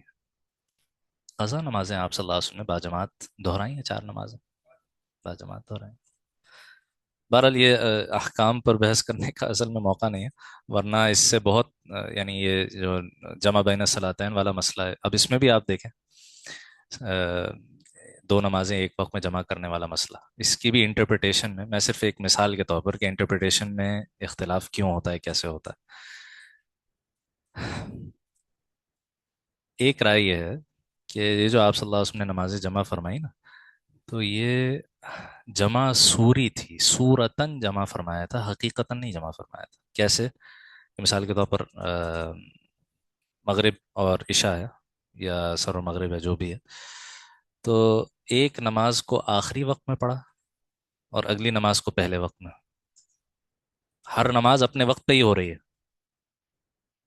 یہ بھی تو جمع ہے نا بھائی. آج کل تو آپ کو فکسڈ منٹ پتا ہے نا کہ کس منٹ پہ نماز کا وقت ختم ہو رہا ہے، کس منٹ پہ اگلی نماز کا وقت شروع ہو رہا ہے. آپ نے اس سے 5 منٹ پہلے ایک نماز پڑھی اور اس کے 5 منٹ بعد اگلی نماز پڑھی، تو کہنے کو تو آپ نے دونوں نمازیں جمع کی، لیکن ہر نماز اپنے وقت پہ ہو رہی ہے.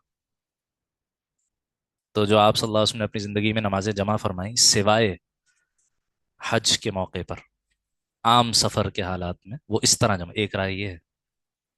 جی. دوسری رائے یہ ہے کہ آپ صلی اللہ علیہ وسلم نے حقیقتاً بھی نمازیں جمع فرمائی.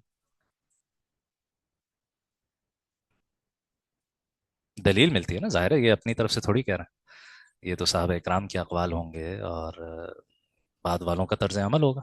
سب سے بڑی دلیل جس کو آج کوئی دلیل ہی نہیں سمجھتا، وہ ہے 1400 سال سے امت کا ایک کام کرتے چلے آنا، جس کو تواتر عملی کہتے ہیں. تواتر عملی، تواتر، متواتر ہونا سب سے بڑی دلیل ہوتی ہے. تو عمل کا تواتر بھی تو ہے. 1400 سال سے ایک کام ہوتا چلا آ رہا ہے. لوگ کہہ دیتے ہیں اس کی کوئی بنیاد ہی نہیں ہے. بھئی یہ جو رفع الیدین والا مسئلہ ہے، اس پر تو بحث ہونی ہی نہیں چاہیے. اس لیے نہیں ہونی چاہیے کہ رکوع سے پہلے اور رکوع کے بعد رفع الیدین، ہاتھ اٹھانا یا نہ اٹھانا، دونوں تواتر عملی سے ثابت چلے آ رہے ہیں. دونوں تواتر عملی سے ثابت. صرف اختلاف اتنا رہ جاتا ہے کہ افضل کیا ہے، بس.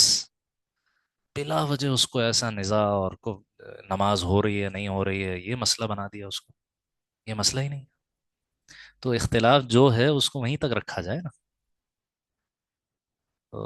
85 بلکہ 90% بھی کہا جائے تو دین سب کے نزدیک کامن ہے، اصولی ہے. اس پہ بحث نہیں ہوگی، اور ساری بحثیں جہاں وہ 10% ہے اس پہ ساری بحث کر آ کے یہ دکھانے کی کوشش ہوگی کہ مولوی آپس میں لڑتے رہتے ہیں. چلیں جی. تو کہتے ہیں کچھ آیات تو وہ ہیں جو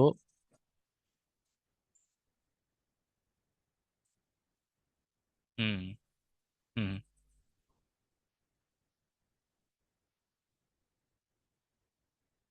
ہوں ہاں نہیں کرتا تھا اب کر لیا. ہاں. ہوں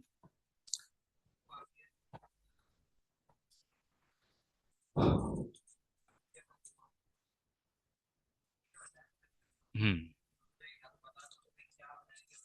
ہوں ہوں نہیں نہیں. ہاں بھائی. ہاں یہی رفع الیدین کا مسئلہ لینا. کوئی اگر نہیں کرتا تھا اب کرنا شروع کر دیا اس نے، ہم اس سے یہ پوچھیں گے بھائی آپ کے اس طرز عمل کی وجہ کیا ہوئی. اگر تو وہ کہے کہ میں نے مسلک شافعی اختیار کر لیا، اور چونکہ فقہائے شافعیہ کے ہاں یہ افضل ہے اس لیے میں یہ کرتا ہوں، ہم کہتے ہیں سو بسم اللہ، بہت اچھی بات ہے.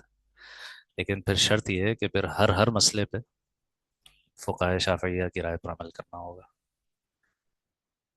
اور اگر کوئی کہتا ہے کہ میں نے اپنی ریسرچ کی وجہ سے اس کو افضل جانا ہے، تو ہم کہیں گے آئیے جناب بحث کرتے ہیں. ہم نہیں بحث کریں گے، ہم علماء کے پاس لے جائیں گے اس کو. آئیے جناب بحث کرتے ہیں. آپ نے کیسے طے کر لیا کہ یہ افضل ہے؟ آپ کو یہ پتا ہے، آپ کو یہ پتا ہے، آپ کو یہ پتا ہے، آپ کو یہ پتا ہے. تو اگر کوئی شخص تقلیداً رفع الیدین کر رہا ہے، سو بسم اللہ. کوئی شخص اپنی ریسرچ کی بنیاد پہ کر رہا ہے، ہم کہیں آئیے جناب بحث کرتے ہیں. یہ ہے مسئلہ. غیر عالم غیر مجتہد جو عامی ہے، میں اور آپ ہم سب عامی ہیں نا، تو ہمارے لیے ان احکام میں اس کے سوا اور کوئی چارہ ہی نہیں ہے کہ ہم کسی پر اعتماد کر کے اور اسے، اب اس کے بارے میں یہ تقلید والا پورا مسئلہ ہے، اس پر بھی حضرت شیخ الاسلام صاحب کی بہت شاندار کتاب ہے تقلید کے مسئلے پر نا، تقلید کی شرعی حیثیت، تو وہ پڑھنی چاہیے، اور اس میں یہ ساری مثالیں آتی ہیں کہ کہاں کہاں آدمی مجبور ہو جاتا ہے، اس کے سوا اور کوئی آپشن ہی نہیں ہے کہ آپ کسی عالم پر اعتماد کر کے اس پر عمل کریں، ٹھیک ہے؟ اور پھر جو لوگ پھر اس میں افراط و تفرید کرتے ہیں اور اس کو، بعض لوگ تو اتنا اس کو بڑھا دیتے ہیں کہ تقلید کو شرک قرار دے دیتے ہیں، یہ خطرناک بات ہے۔ اچھا جی، ایک تو یہ ہو گیا کہ جناب اس آیت سے جو لوگ استدلال کرتے ہیں ان کو یہ ہو گیا کہ بھائی آیتیں دو طرح کی ہیں، جو تذکیر والی آیات ہیں وہ بلا شبہ آسان ہے، وہ آپ صرف کسی مستند ترجمے سے بھی پڑھ لیں تو کافی مقصد پورا ہو جائے گا، نصیحت آپ کو حاصل ہو جائے گی، لیکن احکام اور عقائد والی آیتیں ایسی نہیں ہیں کہ وہ آدمی صرف ترجمے سے اس کو اس کے معنی اور مفاہیم اور اس سے نکلنے والے احکام کو خود سمجھ سکے۔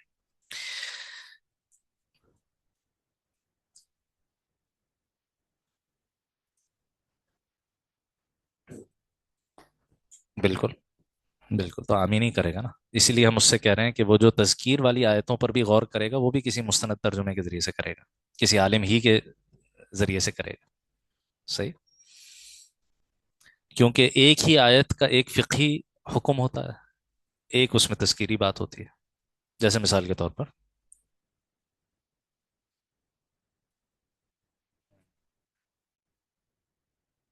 تنزیل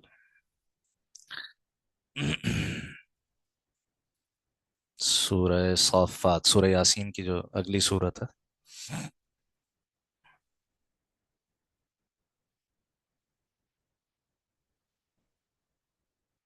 یہ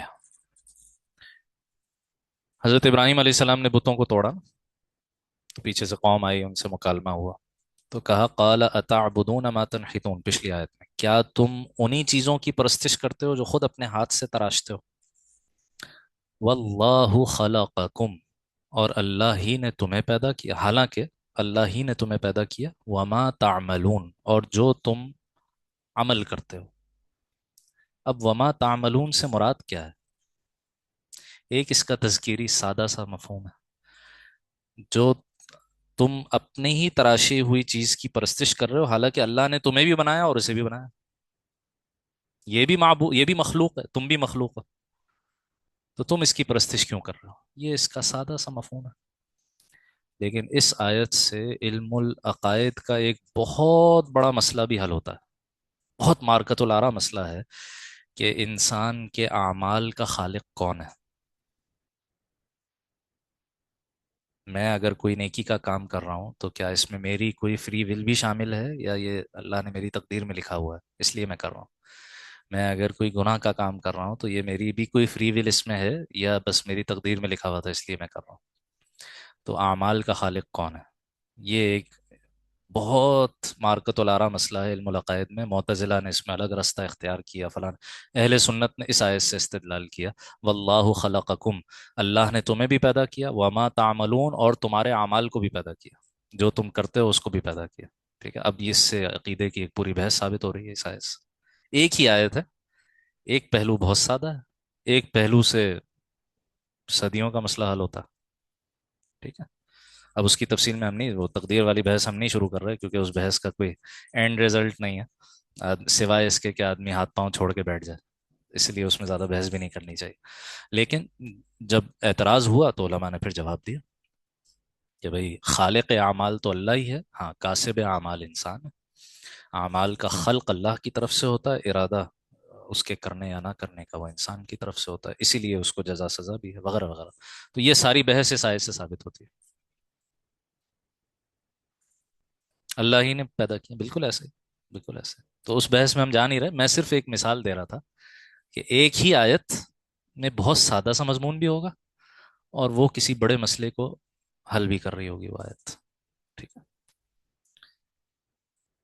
ایک اور آبجیکشن، ایک تو یہ کہ جناب آسان، قرآن تو بہت آسان ہے، آپ نے اس کو مشکل بنا دیا، وہ ہم نے دیکھ لیا، اب کہتے ہیں some people raise the objection that the papal system of Christianity is alien to Islam. اور یہ جو آپ کہہ رہے ہیں کہ جناب علماء ہی کو اختیار ملنا چاہیے عقائد اور احکام والی آیات کی تشریح کرنے کا، یہ تو آپ پوپ والے اختیارات دے رہے ہیں علماء کو.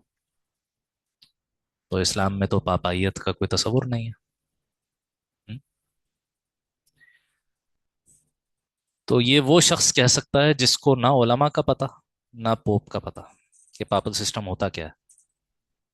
ٹھیک ہے، تو یہاں پوری تفصیل دی ہوئی ہے، وہ پڑھنے کا موقع نہیں ہے کہ جناب پوپ کے بارے میں تصور کیا ہے. انسائکلوپیڈیا بریٹانیکا سے اور بہت سارے حوالے مختلف کرسچنس کے یہاں خود دیے ہوئے ہیں. پوپ کے بارے میں تصور یہ ہے کہ پوپ جس وقت شریعت بیان کر رہا ہوتا ہے اس وقت وہ معصوم ہوتا ہے، اس سے کوئی غلطی نہیں ہو سکتی، اس پر ہولی گوسٹ اور مقدس روح کا سایہ ہوتا ہے. وہ شریعت کے جس حکم کو چاہے منسوخ کر دے، تبدیل کر دے، نیا حکم لے آئے یا پہلے کو ختم کر دے، یہ سارے اختیارات اس کے پاس ہیں. اچھا پوپ بنتا کیسے؟ یہ تھوڑی ہے کہ کوئی عام آدمی کھڑے ہو کر کل پوپ بن جائے گا، بلکہ پوپ کا انتخاب کون کرتے ہیں؟ 70 کارڈینلز کرتے ہیں. ابھی ہوا نا پچھلے سال سسٹین چیپل جو اٹلی میں ایک چرچ میں 70 کارڈینلز جو ہیں جو اچھا. اور کارڈینلز کون ہوتے ہیں؟ یہ اپنے اپنے علاقے کے کوٹا سسٹم پہ آئے ہوئے ہوتے ہیں. امریکہ سے 2 کارڈینلز ہوں گے، انگلینڈ سے 2 ہوں گے، اٹلی سے 1 ہوگا، فرانس. ہر علاقے کے کارڈینلز کا ایک کوٹا ہے. اچھا اور اس کارڈینل کے عہدے پر آنے کے لیے اہل کون ہے؟ وہ ایک پوری ہائرارکی ہے کہ آدمی پہلے وہ پریسٹ بنے، پھر بشپ بنے، پھر فلاں بنے، پھر اس کے بعد وہ جناب اس لیول تک پہنچے گا کہ اس کو کارڈینل کے لیے الیکٹ کیا جائے. پھر یہ 70 کارڈینلز جو ہیں وہ پوپ کا انتخاب کریں گے. پوپ اگلے 70 کارڈینلز کا انتخاب کرے گا. یہ پورا ایک ہائرارکی، ایک پورا نظام چل رہا. اس میں سے کوئی ایک چیز بھی علماء امت میں نہیں ہے، دین اسلام میں علماء میں نہیں، کوئی ایک چیز بھی نہیں، ایک چیز بھی کامن نہیں. نہ کسی نے یہ کہا کہ کوئی عالم اپنی ذات میں معصوم ہوتا، اس سے غلطی نہیں ہو سکتی. ٹھیک ہے، نہ کسی نے یہ کہا کہ علماء شریعت کے احکام جو ثابت شدہ احکام ہیں ان کو منسوخ کر سکتے ہیں. کسی بھی نہیں، آج تک کسی نے نہیں کیا. بھئی یہ معصومیت والا کانسیپٹ اہل تشیع کے ہاں تو ہے، اہل سنت میں تو کہیں نہیں ہے نا. اہل تشیع تو اپنے امام کو معصوم مانتے ہیں. صحیح. اس میں کوئی سملیرٹی پوپ سے ہو سکتی ہے، ہمارے یہاں تو کوئی بھی نہیں. کسی ایک فرد کو معصوم نہیں مانا گیا، کسی ایک فرد کو نہیں. اسی طرح عالم بننے کے لیے نہ آپ کا کسی خاص رنگ و نسل سے تعلق ہونا ضروری ہے، نہ کسی تنظیم اور آرگنائزیشن کا حصہ ہونا ضروری ہے، بلکہ صحابہ اکرام کے بعد تابعین کے دور کے اکثر علماء کون تھے؟ آزاد کردہ غلام تھے.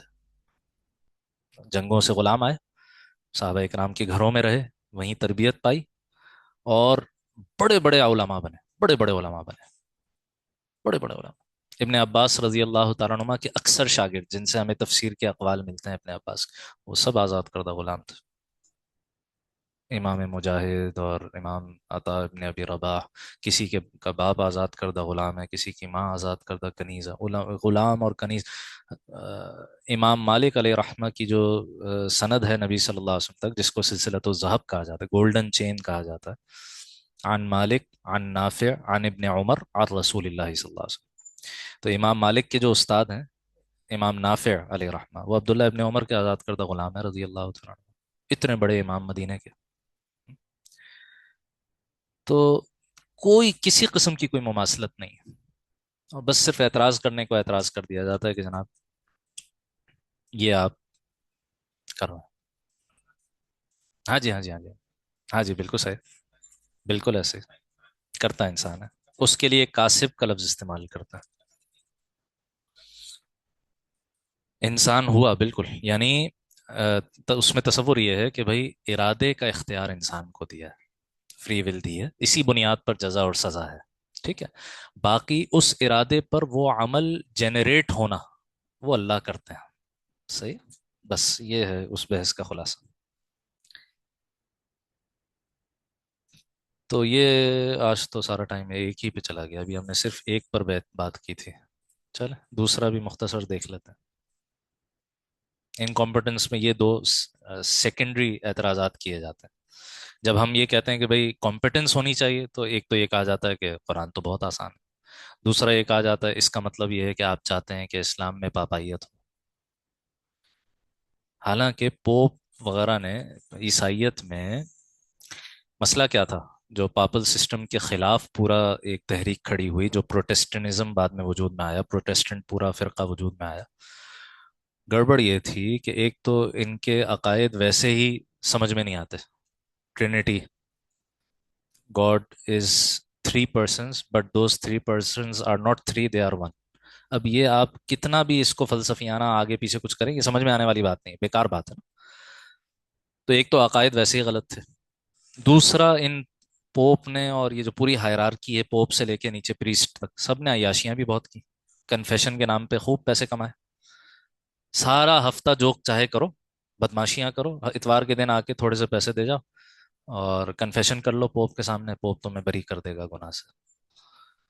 تو ویٹیکن میں اتنی دولت جمع ہو گئی تھی جتنی رومن امپائر میں بھی نہیں تھی. ٹھیک ہے، اس کے خلاف ایک بغاوت کھڑی ہوئی وہاں.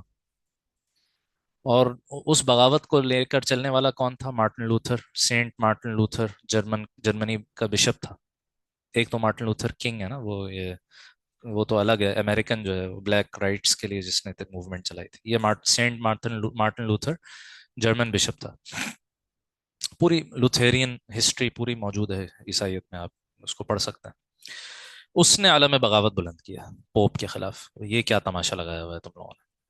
اور اس نے کہا کہ بھئی مسئلہ یہ ہے کہ بائبل اس وقت تک صرف لیٹن میں تھی، یا ان زبانوں میں تھی جو عام آدمی نہیں سمجھتا تھا.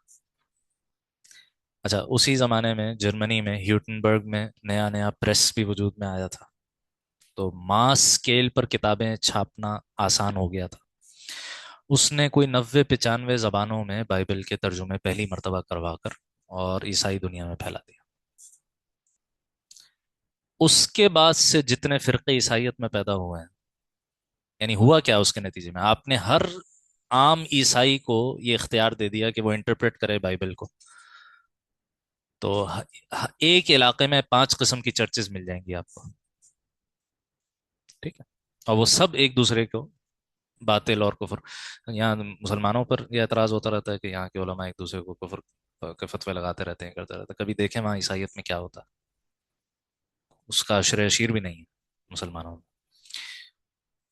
یہ ساری کہانی وہاں پر یہ نعرہ لگا تھا، ریٹرن ٹو دا اسکرپچرز. یہ نعرہ ویسٹ کا ہے، ریٹرن ٹو دا اسکرپچرز. یہ سارے پوپ، پریسٹ، بشپ سب کو رستے سے ہٹاؤ، خود بائبل پڑھو، دیکھو کیا لکھا ہوا. وہی موومنٹ ہے جو اس وقت اسلام میں چل رہی ہے، ریٹرن ٹو دا اسکرپچرز کے نام سے. بابوں کو ہٹاؤ رستے سے، علماء کو ہٹاؤ رستے سے، خود پڑھو قرآن، خود سمجھ کے. اس ایگزیکٹلی وہی پوری ہسٹری ہے جو ہمارے ساتھ ریپیٹ ہو رہی. ہم، یہ ہے سارا چکر. ٹھیک ہے.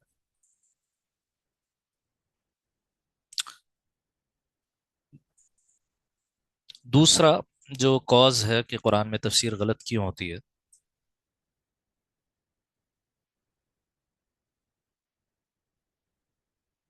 سبجیکٹنگ دا قرآن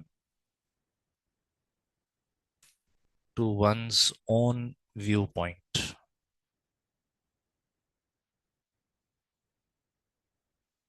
پہلے سے خود سے کسی نظریے کو یا تو آدمی بنا لیتا ہے، یا معاشرے میں پھیلے ہوئے نظریات سے متاثر ہوتا ہے.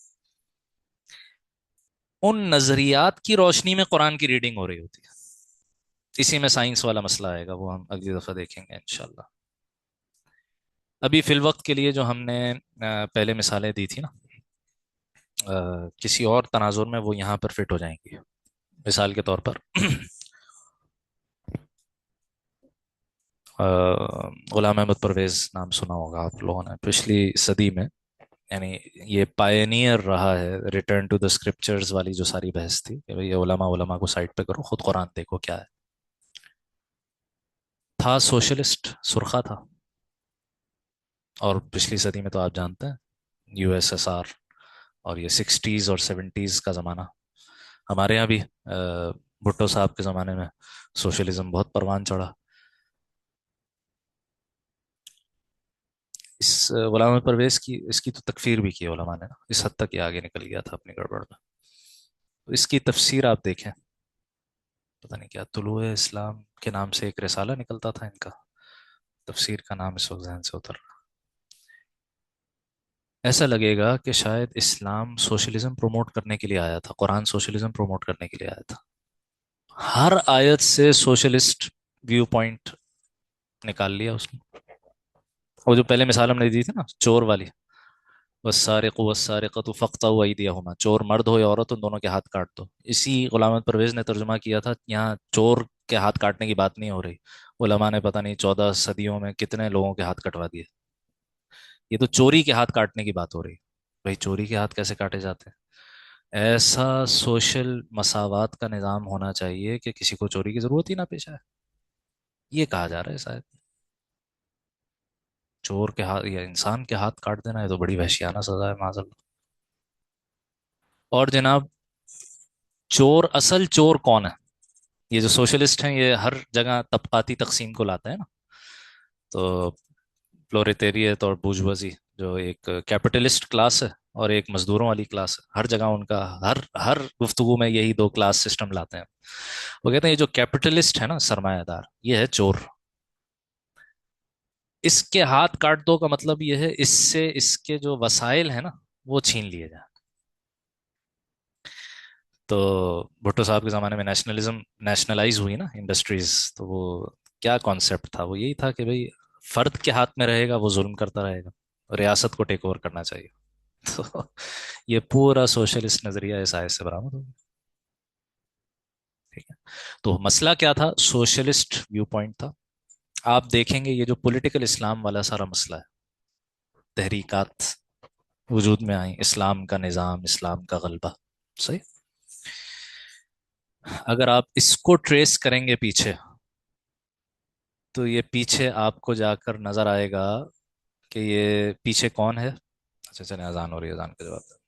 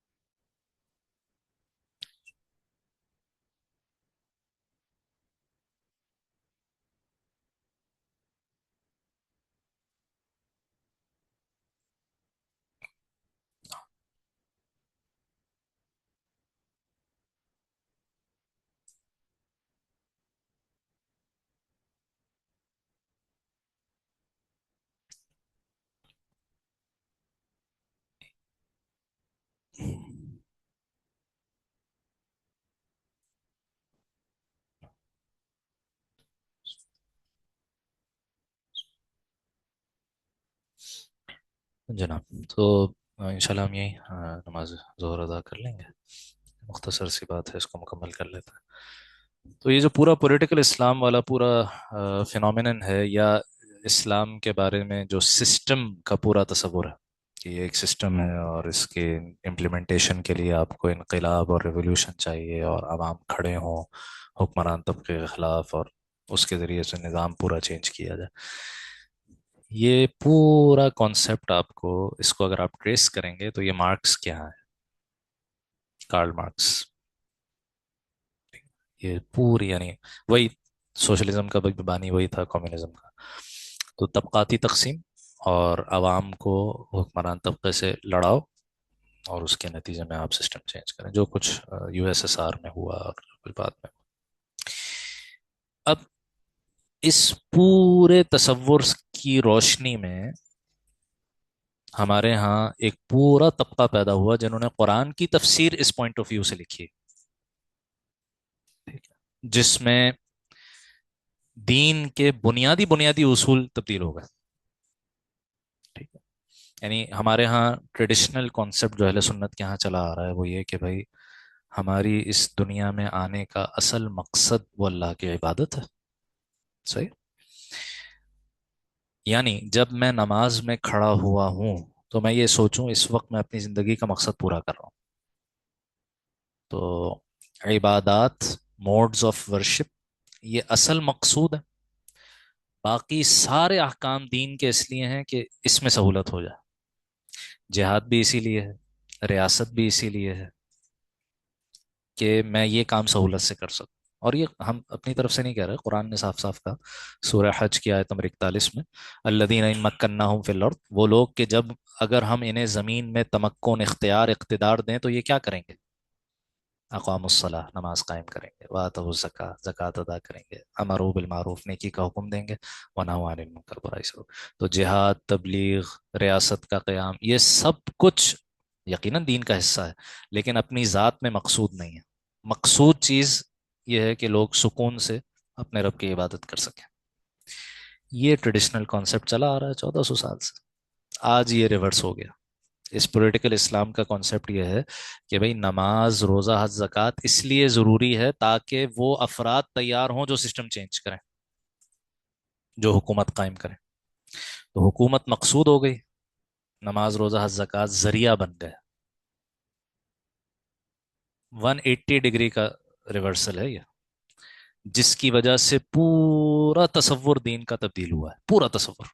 کیوں؟ کیونکہ کسی شے، جب کوئی شے مقصود نہ رہے نا، ذریعہ بن جائے، تو ذریعہ تو بعض اوقات مقصد کے حصول کے لیے قربان بھی ہو جاتا. تو جلسے ولسے میں اگر کبھی نماز رہ بھی جائے تو کوئی مسئلہ نہیں، تو بڑا کام کر رہے ہیں. ایسے تصور تبدیل ہوتا ہے. اور یہ کوئی سازش نہیں ہے، یہ ماحول میں پھیلے ہوئے نظریات تھے جن کو ہمارے لوگوں نے اپنا کر اور پوری تفسیر اس پوائنٹ آف ویو سے لکھ دی. پوری پوری تفسیر اس پوائنٹ آف ویو سے لکھی ہوئی. ٹھیک. تو یہ ہوتا ہے زمانے میں پھیلے ہوئے نظریات سے متاثر ہو کر آدمی. اچھا، اس کو خود بھی نہیں پتا چلتا کہ میں متاثر ہوں نا. تو اب یہ کوئی دوسرا بتانے والا ہوگا کہ حضرت آپ یہ جو کچھ قرآن سے نکال رہے ہیں، قرآن یہ نہیں کہہ رہا. یہ ایسا ہی ہے جیسے میرے چشمے کو کوئی پینٹ کر دے ریڈ کلر سے تو مجھے ہر چیز ریڈ نظر آئے گی، مجھے پتہ بھی نہیں چلے گا، میں سمجھوں گا ہر چیز ریڈ میں ہے. ٹھیک ہے. اور لیکن حقیقتاً وہ ایسا نہیں ہوگا. تو کیسے اس سے حفاظت ہو؟ کیا جب آدمی کو خود بھی نہیں پتا چل رہا کہ وہ متاثر ہے؟ تو یقیناً کوئی اور ہونا چاہیے، کوئی سرپرست ہونا چاہیے، کوئی بڑا ہونا چاہیے، کوئی مربی ہونا چاہیے، اس کی سرپرستی کی روشنی میں آدمی یہ کام کرے. اسی لیے ہم کہتے ہیں بھائی یہ کام مفسرین، علماء، صلحاء کی صحبت اور ان کے حکم سے ہونا چاہیے. یہ جو خواہش ہے نا آج ہر شخص کی، میں مفسر بن جاؤں، میں یہ بن جاؤں، میں وہ بن جاؤں، بھائی یہ خطرناک کام ہے. ہمارے ہاں حفاظت اس میں ہوتی ہے کہ بھائی مجھے میرے بڑوں نے یہ حکم دیا ہے کہ یہ کام کرو.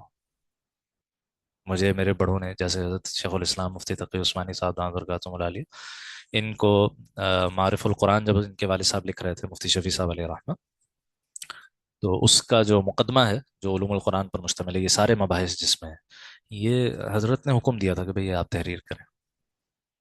انہوں نے تو آگے بڑھ کے کبھی کوئی کتاب نہیں شائع کی خود سے. تو اس میں حفاظت ہوتی ہے کہ بھائی بڑوں نے حکم دیا ہے. تو جب بڑوں نے حکم دیا ہوتا ہے تو ایک تو یہ کہ آدمی کے اندر سے تکبر، علو، بلند، یہ سب چیزیں ختم ہو جاتی ہیں. دوسرا یہ کہ پھر وہ بڑے نظر بھی رکھتے ہیں. اور خود حضرت شیخ الاسلام صاحب لکھتے ہیں کہ وہ یہ جو جب بحث چھڑی مولانا مودودی صاحب کی کتاب خلافت و ملوکیت اور صحابہ اکرام کے مقام و مرتبے کے حوالے سے جب بحث شروع ہوئی ہمارے ہاں، تو اس پر جو جواب لکھا حضرت شیخ الاسلام صاحب نے حضرت امیر معاویہ رضی اللہ تعالیٰ عنہ اور تاریخی حقائق جو ان کی کتاب ہے، تو کہتے ہیں کہ میں بڑا خوش خوش لے کر گیا کہ میں نے جواب لکھا ہے. حضرت نے دیکھا، کہا ہے کہ اگر یہ کوئی ادب کا شہپارہ تیار کر رہے تھے تو بہت شاندار ہے، لیکن اگر دین کی مصلحت اور لوگوں کی اصلاح مقصود ہے تو اس سے فائدہ نہیں ہوگا. کیونکہ اس میں رد تھا، اور رد، حضرت شیخ الاسلام صاحب ادیب آدمی ہے نا. یعنی اگر کہا جاتا ہے اگر یہ شیخ الاسلام نہ ہوتے تو شاعر ہوتے. ایسے آدمی ہے، پورا اپنا دیوان ہے پورا حضرت کا. تو ایسا رکھ رکھ کے اس میں چوٹ لگائی تھی انہوں نے، جو ادب کا استعمال اس میں تھا وہ غیر معمولی تھا. حضرت نے پورے مسودے پر کاٹا لگا دیا، دوبارہ لکھو. پھر اب جب وہ کتاب آئی ہے تو آپ اس کی ٹون دیکھیں، بالکل مختلف. اس میں نظر آتا ہے کہ مقصود سامنے والے کی اصلاح ہے، صرف تنقید برائے تنقید مقصود نہیں. یہ فائدہ ہوتا ہے جب کوئی بڑا سرپرستی کر رہا ہوتا، وہ اصلاح کر رہا ہوتا.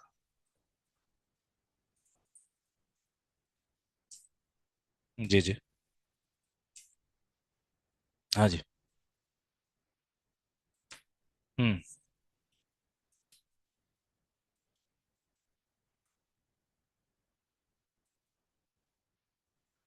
جی بالکل. ہاں جی ہاں جی ہاں جی.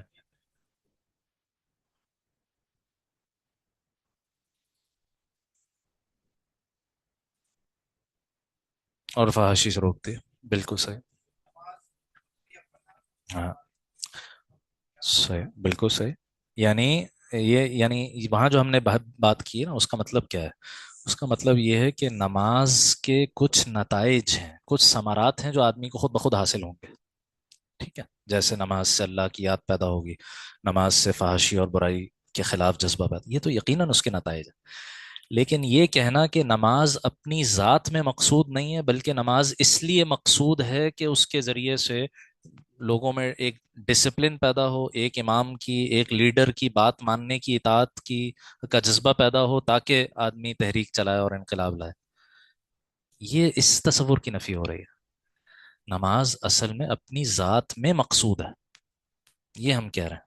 اور اس کے لیے بہت سے نصوص شاہد ہیں. تو اپنی ذات میں مقصود ہے، ہاں اس کے کچھ نتائج نکلیں گے. وہ نتائج یہ ہوں گے جو آپ ذکر کر رہے ہیں، اقیم الصلاۃ لذکری، نماز قائم کرو میری یاد کے لیے. ٹھیک ہے. تو نماز اپنی ذات میں مقصود ہے، اور اس سے نتیجہ یہ نکلے گا کہ اللہ کی یاد پیدا ہوگی. جی.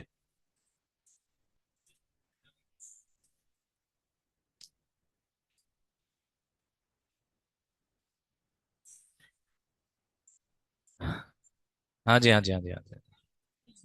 کے خلاف ہے.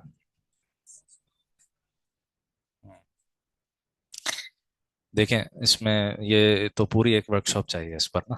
تو بہت تفصیلی موضوع ہے. خلاصتاً یہ کہ اچھا، جب ہم یہ ساری باتیں کرتے ہیں نا، جو کنٹمپریری پولیٹیکل اسلام ہے اس میں جو مسائل ہیں وہ ان کو اجاگر کرتے ہیں، تو علماء پر یہ پھر سوال کھڑا ہو جاتا ہے یا اعتراض کھڑا ہو جاتا ہے کہ یہ لوگ تو اسلام کے غلبے یا اسلامی حکومت اور شریعت کے نفاذ کی بات ہی نہیں کرتے، اور یہ تو اس کے خلاف. بھئی ایسا نہیں ہے. یہی علماء ہی ہیں نا جن کی سرپرستی میں افغانستان کا جہاد ہوا ہے. کس نے کیا ہے وہ جہاد؟ طالبان کون ہے؟ انہی دیوبندی مدارس کے نکلے ہوئے لوگ ہیں، انہی صوفی سلسلوں سے جڑے ہوئے لوگ ہیں. فلسطین میں جہاد کون کر رہا ہے؟ حماس کے لوگ کون ہیں؟ سارے صوفی ہیں. ہیں؟ اور مسلکن سارے شافی ہیں، علماء کے زیر تربیت افراد ہیں. ٹھیک ہے. تو یہ جو مسئلہ، جس چیز کو ہم مسئلہ بنا رہے ہیں نا، وہ ہے مسلمان ممالک میں یہ خیال کہ جناب یہ ہمارے حکمران جو ہیں، یہ چونکہ شریعت کو نافذ نہیں کر رہے، اس لیے یہ کافر ہو گئے، ان کے خلاف کاروائی کرنا اور ان کے خلاف بغاوت کرنا یہ صحیح ہے. ٹھیک ہے. یہ والا مسئلہ. اور یہ کہ شریعت کا نفاذ اگر کسی ملک میں نہیں ہو رہا اور وہاں مسلمان حکمران ہیں تو ان مسلمانوں کا حکم کیا ہے، یہ سارا مسئلہ. تو علماء ہرگز یہ نہیں کہہ رہے کہ بھائی مسلمانوں کا خلیفہ نہیں ہونا چاہیے، خلافت نہیں ہونی چاہیے. بالکل ہونی چاہیے. ٹھیک ہے. اور خلافت آئے گی آخری زمانے میں، یہ سب کو پتا ہے. ٹھیک ہے. اس کے لیے جتنی کوششیں علماء کر رہے ہیں، میں اگر گنوانا شروع کروں کئی کئی دن لگ جائیں گے، اور روداد ختم نہیں ہوگی. ٹھیک ہے. لیکن یہ والا جو جس میں مسئلہ ہے وہ کیا ہے؟ وہ مسئلہ یہ ہے کہ نمبر ایک یہ کہ آپ اس بنیاد پر کہ کوئی حکمران، مسلمان حکمران شریعت نافذ نہیں کر رہا، اس پر کفر کا حکم لگا دیں، اس کے خلاف بغاوت کو جائز قرار دے دیں. ٹھیک ہے. یا اس سے ایک لیول کم آپ یہ کہیں کہ بھائی مسلمان حاکم تو مسلمان ہے، لیکن نظام جو ہے، سسٹم، یہ کفر ہے.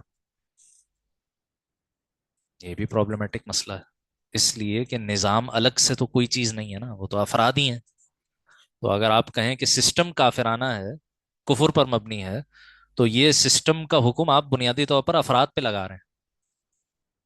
اور یہی ہوا پھر اس کے نتیجے میں ہمارے یہاں یہ جو پورا ٹی ٹی پی والا پورا فینومینا ہے، کیسے وجود میں آیا؟ اسی طرح سے وجود میں آیا نا.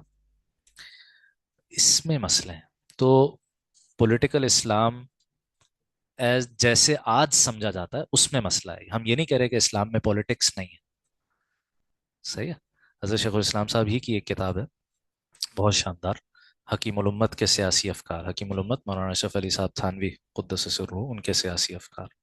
اس کے شروع میں ایک عبارت لکھی ہے، کہتے ہیں کہ گڑبڑ کیا ہوئی ہے؟ گڑبڑ یہ ہوئی ہے، یہ کہنا چاہیے تھا کہ سیاست بھی اسلام کا حصہ ہے. کہہ یہ دیا کہ اسلام ہی سیاسی ہے.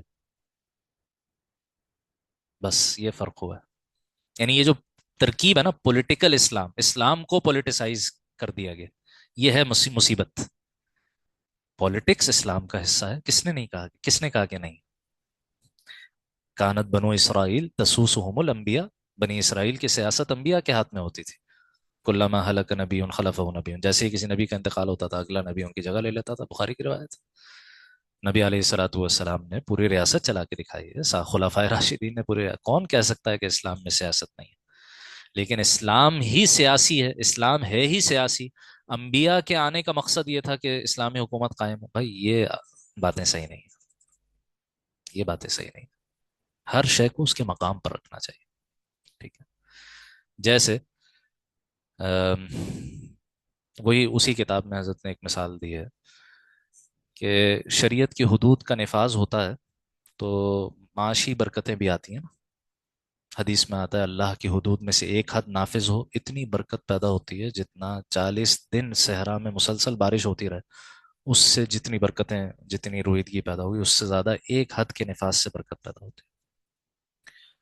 اسی طرح قرآن میں آیا کہ اگر یہ لوگ تورات اور انجیل کی پابندی کرتے تو اپنے سر کے اوپر سے بھی کھاتے اور اپنے زمین کے نیچے سے بھی، پاؤں کے نیچے سے بھی کھاتے. ٹھیک ہے، یہ قرآن کی آیت.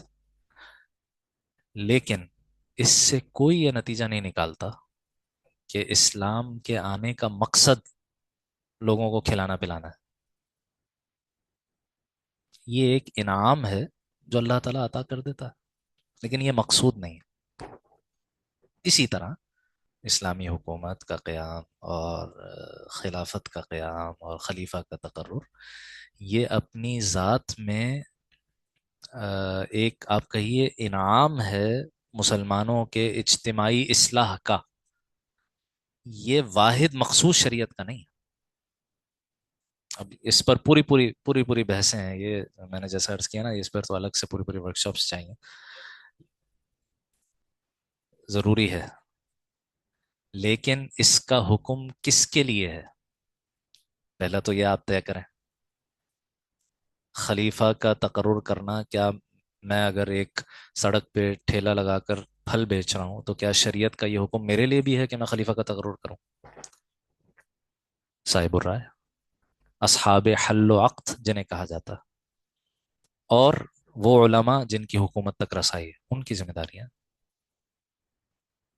تو ایک تو پولیٹیکل اسلام میں اس مسئلے کو ہر عام شخص پر فرض قرار دے دیا گیا. ایسے ہی فرض جیسے نماز فرض. تو بھئی ایسے ہی فرض نہیں ہے. فرض عین اور فرض کفایہ میں فرق ہوتا ہے. خلافت کا قیام فرض کفایہ ہے. اس کے اپنے کس کے لیے وہ حکم ہے، کس کی طرف وہ حکم متوجہ ہو رہا ہے، کون کرے گا، کیسے کرے گا، یہ سب کچھ ڈیفائنڈ ہے. ہمارے ہاں فقہ اسلامی میں پورا ایک سبجیکٹ ہے جسے السیاست الشرعیہ کہا جاتا ہے. پورا سبجیکٹ ہے، 1400 سال سے اس پہ کتابیں لکھی جا رہی. مسئلہ یہ ہے کہ پولیٹیکل اسلام کے حامل افراد ان میں سے کسی ایک کتاب سے بھی واقف نہیں.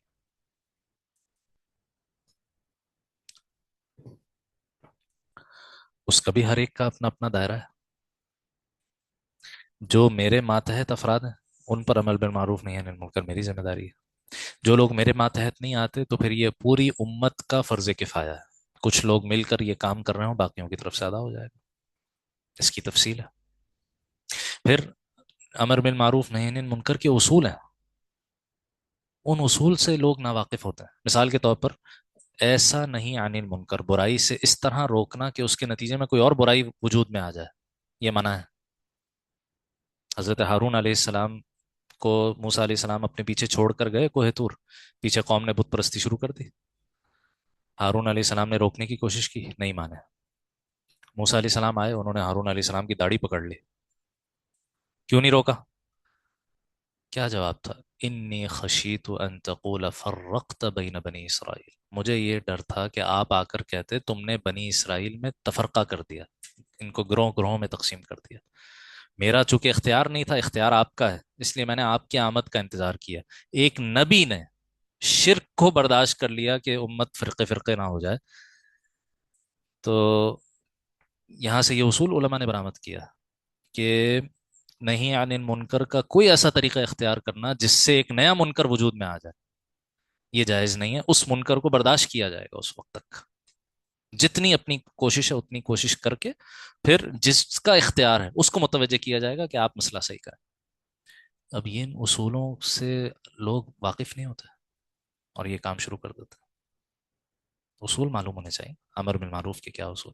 اسی لیے دو باتیں، اس بات کو مکمل کرتے ہیں ورنہ تو نیور اینڈنگ ڈسکشن ہے۔ اسی لیے کوئی بھی دین کا شعبہ ہو، چاہے وہ جہاد ہو، چاہے وہ تزکیہ ہو، چاہے وہ تبلیغ ہو، چاہے وہ خدمت خلق ہو، چاہے وہ ریاست کا چلانا ہو، سیاست ہو، کوئی بھی شعبہ ہو، دو چیزیں اس کے پری ریکوزٹس ہیں۔ نمبر ایک وہ یہ کہ علم کے تابع ہو، صحیح علم کے تابع ہو، یعنی علماء کے تابع ہو جو اصول جانتے ہیں اس میدان کے، ٹھیک ہے۔ اور نمبر دو یہ کہ کیونکہ اخلاص کے بغیر اللہ کے ہاں کوئی کام قبول نہیں ہے، تو تقوی، طہارت، للہیت کی محنت ہو، یعنی صوفیاء کے تابع ہو۔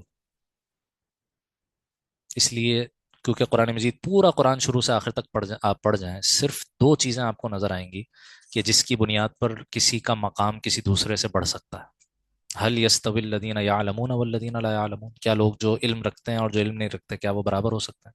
نہیں۔ تو علم کی بنیاد پر فضیلت ہوگی۔ اور نمبر دو، ان اکرمکم عند اللہ اتقاکم، تقوی، علم اور تقوی۔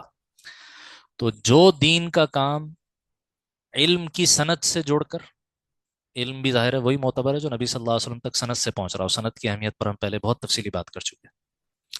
اور جو دین کا کام تقوی کی سند سے، اس کی بھی سند ہوتی ہے، تقوی کی تربیت کیسے دی نبی صلی اللہ علیہ وسلم نے صحابہ کو دی، صحابہ نے تابعین کو دی، انہوں نے یہ جتنے ہمارے ہاں تصوف کے سلاسل ہیں سب میں سند ہوتی ہے، سب میں سند ہوتی ہے۔ ایک سند یہاں لگی ہوئی بھی ہے اگر آپ دیکھنا چاہیں ابھی پروگرام کے بعد، یعنی اس وقت کسی بزرگ سے لے کر نبی صلی اللہ علیہ وسلم تک پوری سند ہے۔ تو جو چیز، جو دین کی خدمت کا کام ان دو سلسلوں سے نہیں جڑا ہوا وہ گڑبڑ ہے، بس ساری باتوں کا خلاصہ۔ اب نماز کا وقت ہو گیا، 1:20 ہو گئے جناب۔ جی